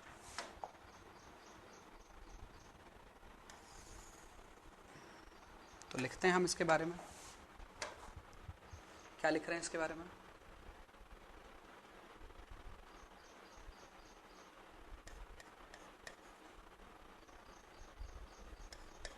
In this case,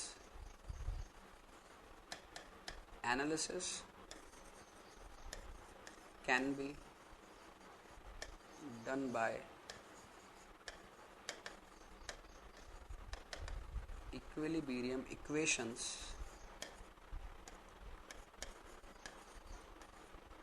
therefore it is known as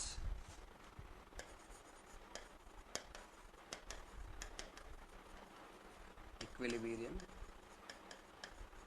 torsion.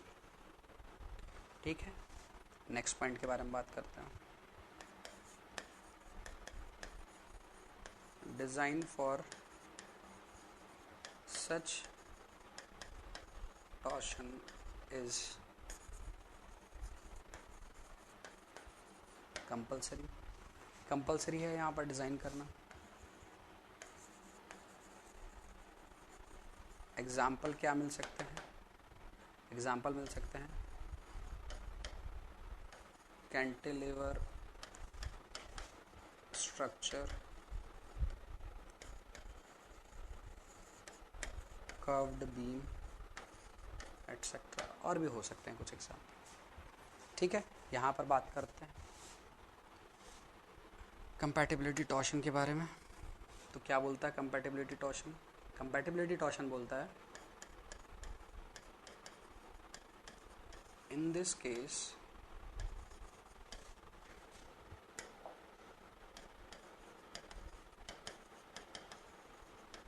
equilibrium equations are not sufficient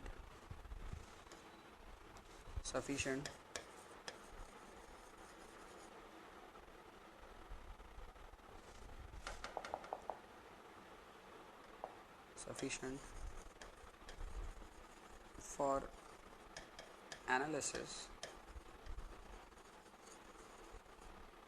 therefore we use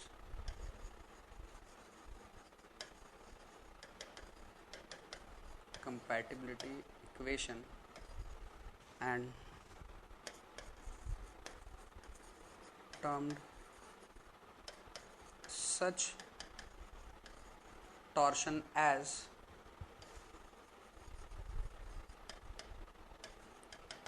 compatibility torsion. Design for such torsion is optional. क्या होगा? ऑप्शनल होगा। नेक्स्ट क्या लिखेंगे यहाँ पर? Example.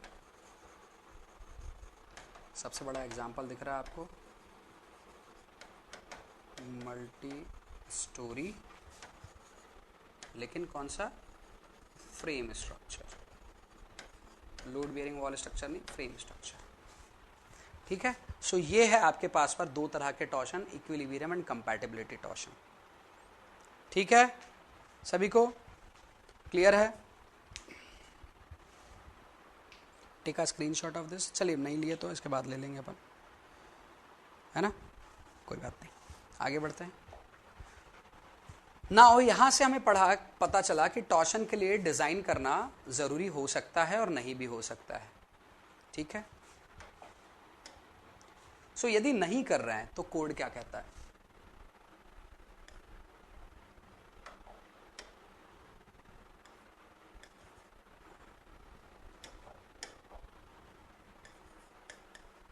as per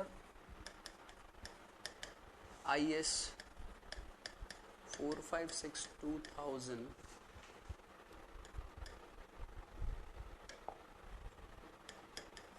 if structure is not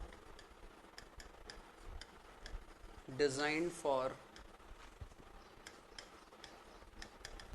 torsion, then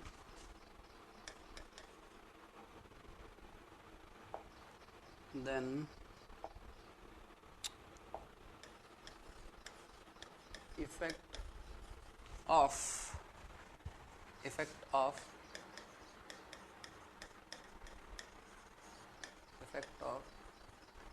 twisting moment is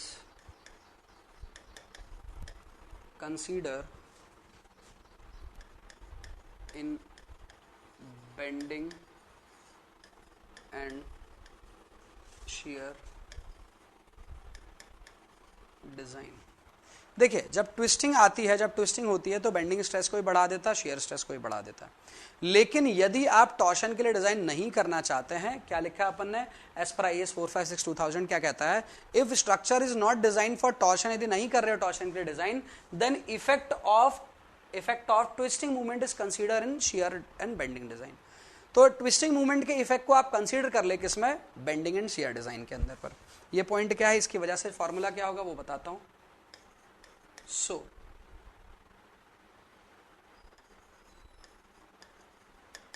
equivalent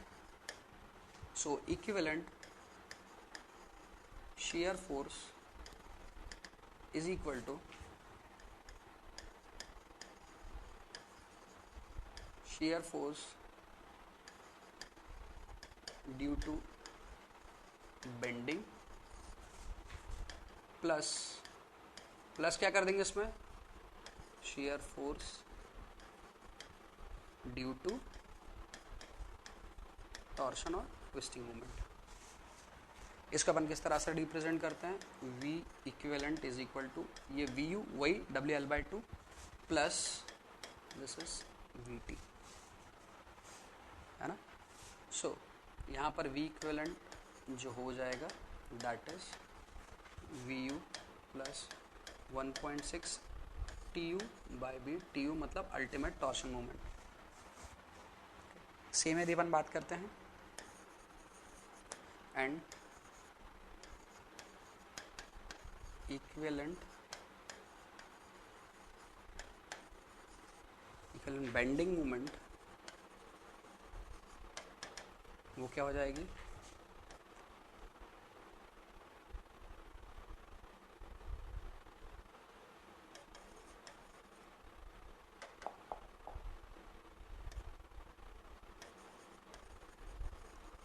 moment due to bending plus moment due to torsion।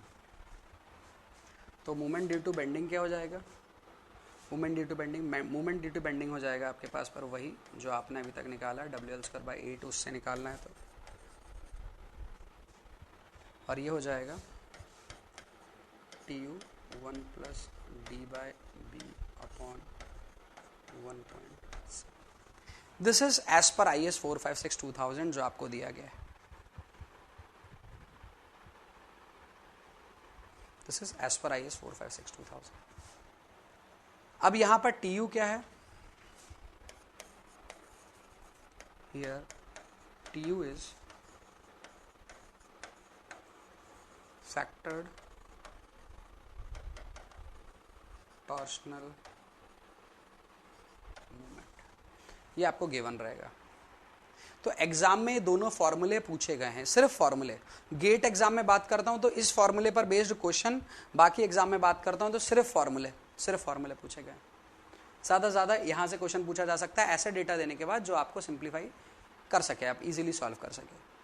ठीक है। सो ये है आपके पास पर क्या रिलेशन अपन ने बात किया, एज पर IS 456-2000 ने डिजाइन नहीं कर रहे हो टॉर्शन के लिए तो उसके इफेक्ट को शियर और बेंडिंग के डिजाइन में कंसिडर कर लो। तो हमने शियर में और बेंडिंग में दोनों में कर लिया।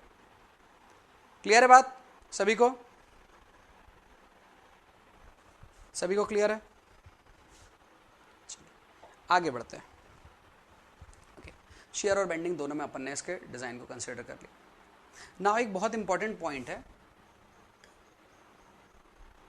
जो इसी से निकल कर आता है, ऐसा क्यों किया IS कोड ने, ऐसा क्यों माना? IS कोड जो है ऐसी बातें क्यों करता है, जज्बाती बातें क्यों करता है IS कोड? वो कहता है, नोट लिख रहा हूं मैं,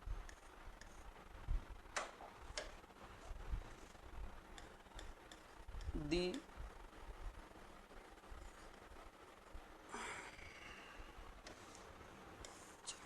यहां से लिखते हैं,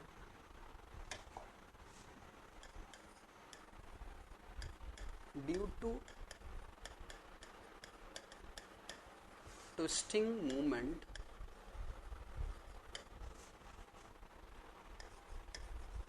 the crack in beam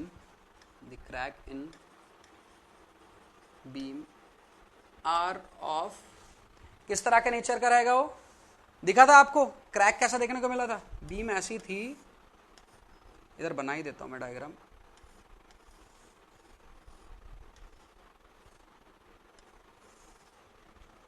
ये बीम थी, तो इस बीम के अंदर पर जो क्रैक आया था ना वो कैसा आया था पता?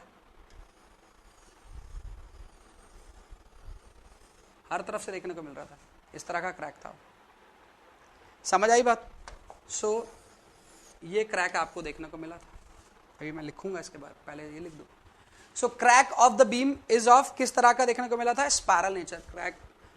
Crack in beam are of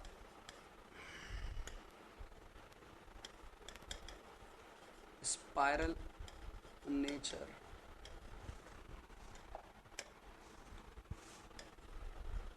and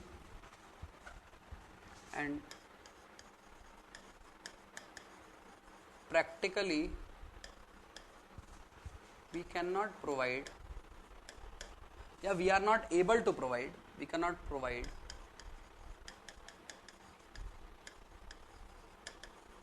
helical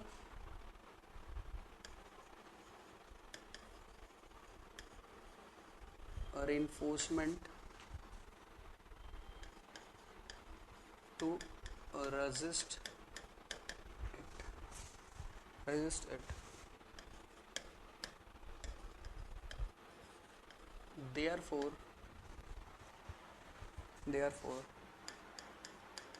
its effect, किसका effect? Twisting movement का, its effect is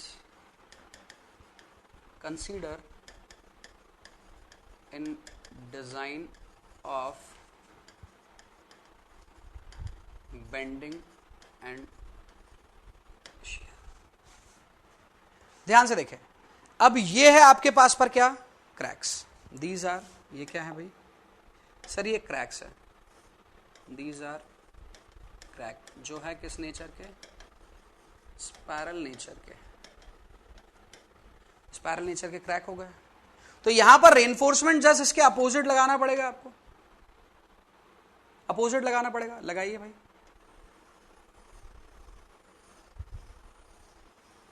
इस तरह से आप लगा दीजिए। हालांकि अब दिख नहीं रहा आपको क्लियरली, लेकिन आपको क्या करना पड़ेगा? जस्ट इसके क्रैक के क्या होना चाहिए? परपेंडिकुलर होना चाहिए। तो ये आपके पास पर इस तरह से क्लॉकवाइज आया तो उसको एंटी क्लॉकवाइज लगा दीजिए। लेकिन जब वो लगा देते हैं तो बीम क्या रेक्टेंगुलर रह पाएगी या सर्कुलर हो जाएगी? क्योंकि यदि सरिया आप सर्कुलर बांध दोगे तो बीम भी रेक्टेंगुलर की जगह सर्कुलर हो जाएगी। यदि बीम सर्कुलर हो जाएगी तो उसका प्रैक्टिकली कंस्ट्रक्ट करना बहुत मुश्किल है। सो मैंने यहां पर वर्ड लिखा है कि practically we can not provide. Theoretically तो कुछ भी कर सकते हो, थ्योरेटिकली तो चांद पे जा सकते हो आप, है ना? इलॉन मस्क के साथ आप चांद पर जा सकते हो और उसके साथ बैठकर बातें करोगे वहां पर कि क्या लगता है बिटकॉइंस के प्राइस बढ़ेंगे कम होंगे। थ्योरेटिकल कुछ भी कर सकते हो, लेकिन प्रैक्टिकली अपने को पता है ना कि क्या कर सकते हैं। बिटकॉइन पर बातों के अलावा अपन कुछ नहीं कर सकते। सो यहां पर यदि अपन बात करें तो ये जो क्रैक्स है आपके पास पर स्पाइरल नेचर के जो आते हैं, उसे रोकने के लिए जो सरिया चाहिए वो हेलिकल नेचर का चाहिए, वो हम प्रैक्टिकली प्रोवाइड नहीं कर पाते। इसीलिए हम बेंडिंग और शेयर के अंदर ही हमारे टॉर्शन के इफेक्ट को कंसिडर कर लेते हैं। इसीलिए IS 456-2000 क्या कह रहा है, वो भी यही चीज कह रहा है। इसने कहा मान लो, हमने कहा क्यों माने, तो वो क्यों मानने वाली बात यहां पर डिस्कस की।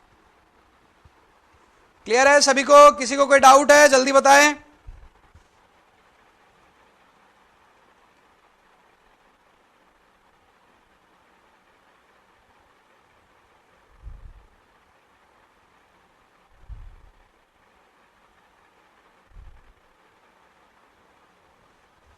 ओके और एक पॉइंट और, यहां पर आपके पास पर स्क्यू नेचर देखने को मिलता है, इस वजह से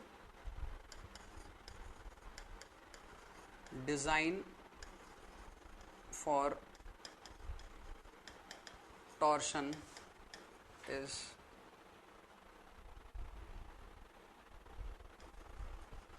considered by skew bending theory. अब स्क्यू बेंडिंग थ्योरी कहने का मतलब क्या है कि आपके पास पर एग्जैक्टली जहां पर बेंडिंग हो रही है उसकी जगह पर थोड़ा सा बेंडिंग भी, जो फॉर एग्जांपल बेंडिंग इस तरह से थी, है ना, बेंडिंग का प्लेन इधर से, देखो बेंडिंग का प्लेन ऐसा था और बेंडिंग ऐसी हो रही थी, अब बेंडिंग ऐसे ना होकर कुछ इधर से ऐसी होगी, कुछ इस तरफ से होगी, that is skew bending theory. तो उस स्क्यू बेंडिंग थ्योरी को आपको यहाँ पर ध्यान से मतलब समझना कुछ नहीं है, बस ये आपको याद रखना है कि एक स्क्यू बेंडिंग थ्योरी नाम की चिड़िया थी जो इस्तेमाल की जाती है कब, डिजाइन ऑफ टॉर्शन पर। यही क्वेश्चन एक बार पूछा गया है, सिर्फ एक बार ये पूछा गया है कि डिजाइन ऑफ टॉर्शन किस पर होता है, या स्क्यू बेंडिंग थ्योरी से क्या डिजाइन होता है, शियर, फ्लेक्सर या टॉर्शन। तो हम बात करेंगे टॉर्शन के बारे में। क्लियर है सभी को?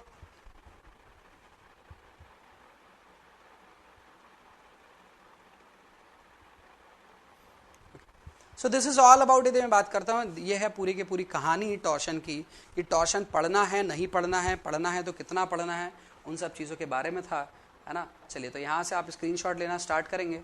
चलिए स्क्रीनशॉट लेना स्टार्ट करें।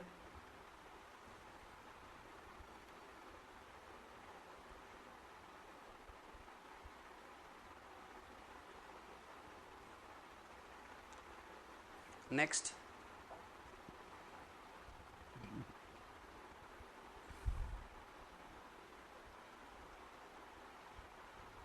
नेक्स्ट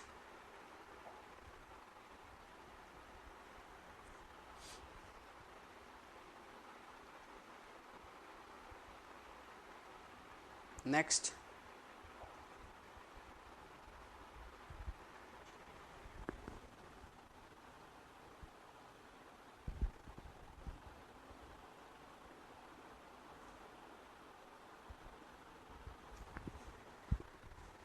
ओके ले लिया। चलिए अब मैं आपको सेकंड स्लाइड पर ले आकर कुछ इंपॉर्टेंट चीज़ बता देता हूँ, बहुत ज़्यादा इंपॉर्टेंट चीज़ है सर, बहुत ज़्यादा मतलब यहाँ से क्वेश्चन 0 से 1 मार्क का आएगा, और 1 मार्क के क्वेश्चन आने की भी जो पॉसिबिलिटी है दैट इज 10% या उससे भी कम है। ये चीज़ ध्यान रखें।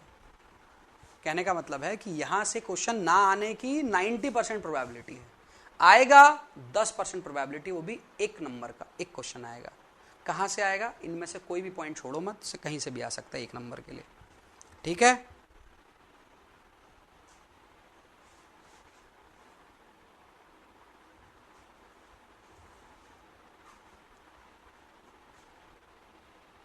ठीक है,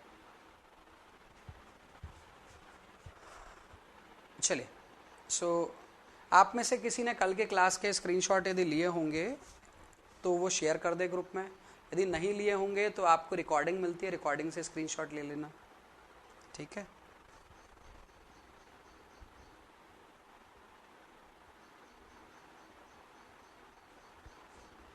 चलिए, नींद का कुछ नहीं किया जा सकता,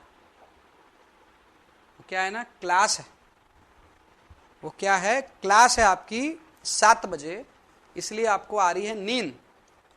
और यदि आपको कोई कह दे कि भाई हमारी कोचिंग जो है वो 7 बजे है, हमसे मिलना है तो आप 6:30 बजे आइए कोचिंग के बाहर, हम 6:30 बजे मिलेंगे, हम आ जाएंगे 6:30 बजे। अरे देखो उस दिन तो पूरी रात नहीं सोओगे, हैं? 5 बजे से मार परफ्यूम लगाकर रेडी होकर, है ना, कौवा स्नान कर कर पहुँच जाओगे वहाँ पर। क्यों? और अभी आ रही नींद कि अरे सर ये तो पढ़ाई वढ़ाई है ना, इसका कहाँ ज़िंदगी से मतलब, उसका है ज़िंदगी से मतलब, है ना, वो ज़िंदगी है, गाना गाओगे, कोई मतलब नहीं है उसका ज़िंदगी से, इसी का है, यही काम आएगा जो पढ़े हैं अपन ने। सब सब अपनी ना वो है अफवाहें। अरे बता रहे लड़के 5:30 बजे खड़े हो जाएंगे हम वहाँ, आप क्या बात कर रहे 6:30 का, इंतज़ार के अपने मज़े हैं। अभी मेरा रिलेटिव आए थे, आपकी क्लास लेने के लिए 7 बजे आता हूँ, रिलेटिव आए थे मेरे 5 बजे मॉर्निंग ट्रेन से, दिल्ली से। 5 बजे उठा नहीं जा रहा मुझसे, आपकी क्लास रख दोगे 5 बजे आ जाऊँगा। रिलेटिव बुला रहे हैं, बोले 5 बजे आ जाओ स्टेशन। मैंने कहा वहाँ पर जाना, बाहर किसी भी ऑटो कैब वाले को एड्रेस बताना, घर तक लाकर छोड़ेगा, कोई नहीं छोड़ता। इतनी भी पहचान नहीं है कि घर तक ऑटो में, क्या दादा हूँ यहाँ का, दादा पहलवान हूँ, लेकर जाकर छोड़ दिया उसने। मैंने मोबाइल फ़ोन अपना कर लिया स्विच ऑफ। आए वो लोग 6:30 तक, 5 बजे के आने वाले जो स्टेशन आ गए 5 बजे, 6:30 बजे घर आए जो आधे घंटे में आ सकते थे। अगले बार से क्या करेंगे, 5 बजे नहीं आएंगे, आएंगे ज़रूर, रिश्तेदारी है आएंगे ज़रूर, अब 5 बजे नहीं आएंगे। लड़का दिक्कत में आता है, हम भी दिक्कत में आते हैं, अगले बार से आएंगे 6:30, 7, 8 बजे। तो अपने को ना ये डिसाइड करना पड़ता है कि अपने लिए इंपॉर्टेंट क्या है ना, समझ आ रही है बात? तो इंपॉर्टेंट नहीं है क्लास, इस वजह से नींद आ रही है। चलो करते हैं बात हम कुछ कुछ क्वेश्चंस की, और क्वेश्चन से आपके पास पर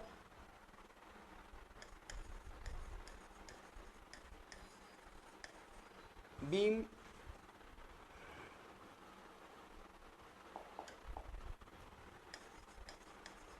section, sorry,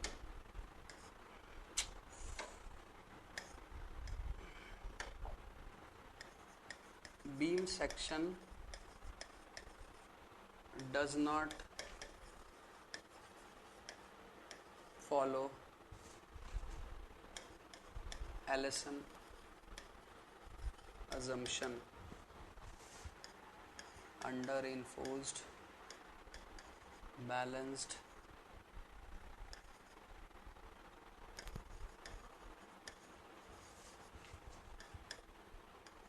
over reinforced section, none of the above, none of the sidewise. Next question,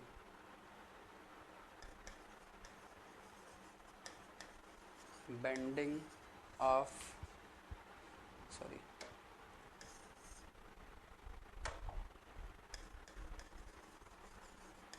collapse of beam is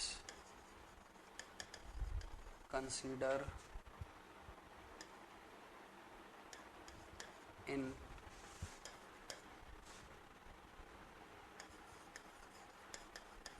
deflection,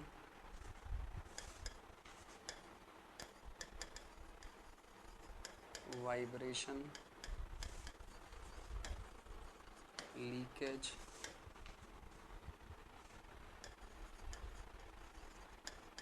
bending.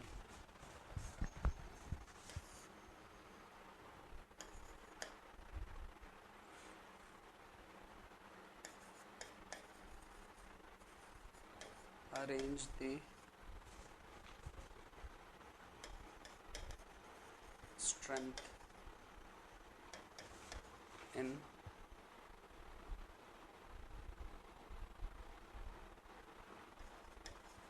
sequence.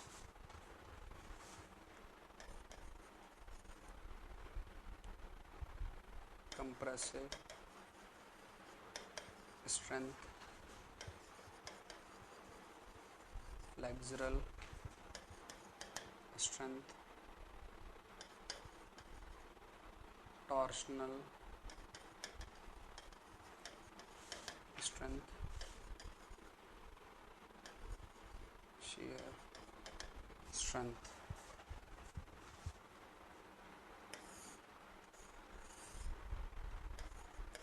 A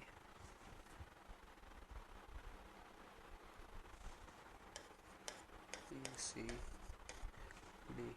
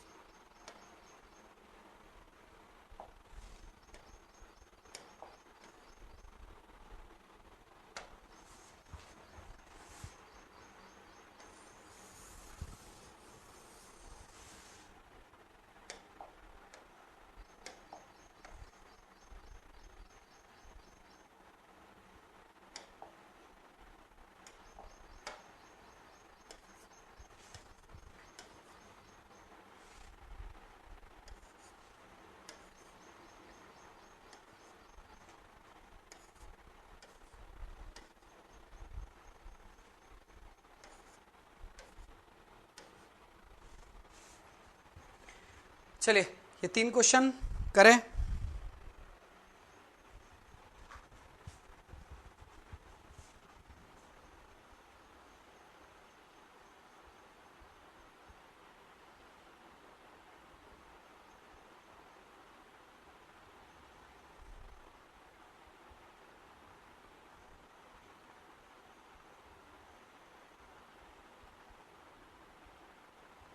Whitney question के 1-2 क्वेश्चन मिलने ही जाते हैं, वो एक ही क्वेश्चन है जो रिपीट होता है। विटनीज मेथड स्लैब के अंदर पर आती है और जो आउटडेटेड मेथड है फॉर डिजाइनिंग स्लैब, और वो क्वेश्चन जो है वो 1994-5 का था क्वेश्चन। उसके बाद वो क्वेश्चन रिपीट हो रहा है एग्जाम्स में। उस क्वेश्चन के बेसिस पर यदि हम बात करें तो उस कोड से भी हटा दिया गया, लेकिन अब वो क्वेश्चन कॉम्पिटिशन एग्जाम में वही क्वेश्चन रिपीट होता है। ईएस में कभी नहीं आएगा वो क्वेश्चन, क्योंकि ईएस वाले देख संभल के पेपर बनाते हैं, एसएससी वाले कॉपी कर लेते हैं। चलिए यहां पर बताया पहले क्वेश्चन का आंसर क्या होगा। पहले क्वेश्चन का आंसर क्या होगा, फर्स्ट का सी। फर्स्ट का सी। ओवर इन्फो सेक्शन जो होता है वो अजम्पशन को फॉलो नहीं करता, नहीं करता। ठीक है, ठीक है। Collapse of beam is consider. Collapse of beam कब कंसीडर किया जाएगा बताएंगे सेकंड का। सर ये सर्विस सर्विस सर्विस और आंसर क्या है, ये है कोलैप्स बेंडिंग। ठीक है।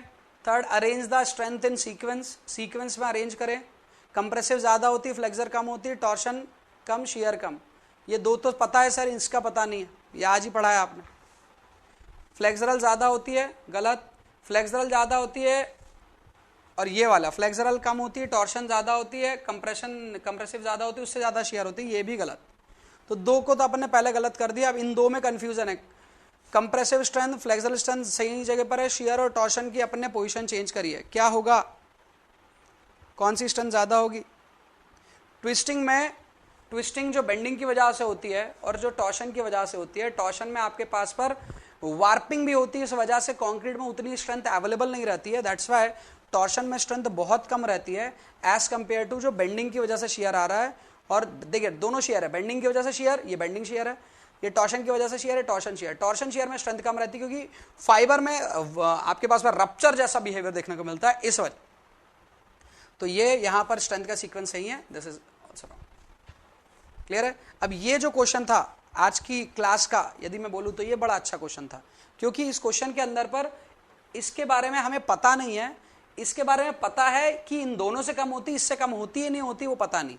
मैं नहीं बताता ना आपको तो भी आपको आंसर बनना चाहिए था। आपको पता रहना चाहिए टॉर्शन में फाइबर्स का बिहेवियर और बेंडिंग में फाइबर्स का बिहेवियर क्या होता है ना। ज्यादा क्रिटिकल स्ट्रेस जो होती है that is torsion, not bending.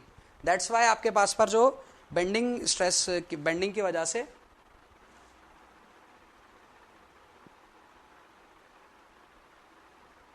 क्या बोले हो भाई मनीष सर? फर्स्ट क्वेश्चन क्या भाई? वैभव क्या दिक्कत है फर्स्ट क्वेश्चन में? बताता हूं।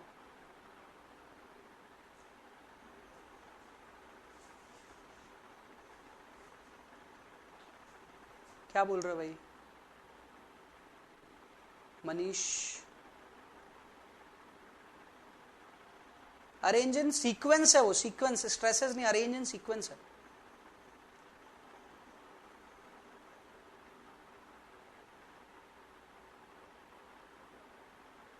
स्ट्रेसेस में भी यही लिखते हैं। अरे स्ट्रेंथ उसी के बेसिस पर आएगी ना।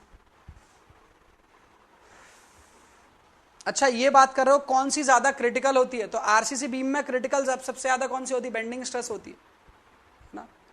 स्ट्रेंथ कंप्रेशन में अवेलेबल रहती है, लेकिन स्ट्रेसेस के लिए अपन बात अलग करेंगे। स्ट्रेसेस का क्वेश्चन करवा दूंगा कल या परसों। अब इधर देखो, किसी ने कहा कि सर ये फर्स्ट क्वेश्चन का ओवर इन्फो सेक्शन क्यों हुआ? अरे भैया ओवर इन्फो सेक्शन के अंदर पर क्या बोलते हैं, स्ट्रेन इन स्टील जो है वो आया नहीं है किसके बराबर, that is less then 0.002 plus 0.87 FY upon ES। इससे कम आया है। इससे क्या आया है? कम आया है। क्या? स्ट्रेन। यदि इससे कम स्ट्रेन आया है तो वो अजम्पशन के अंदर वैलिड ही नहीं होता है।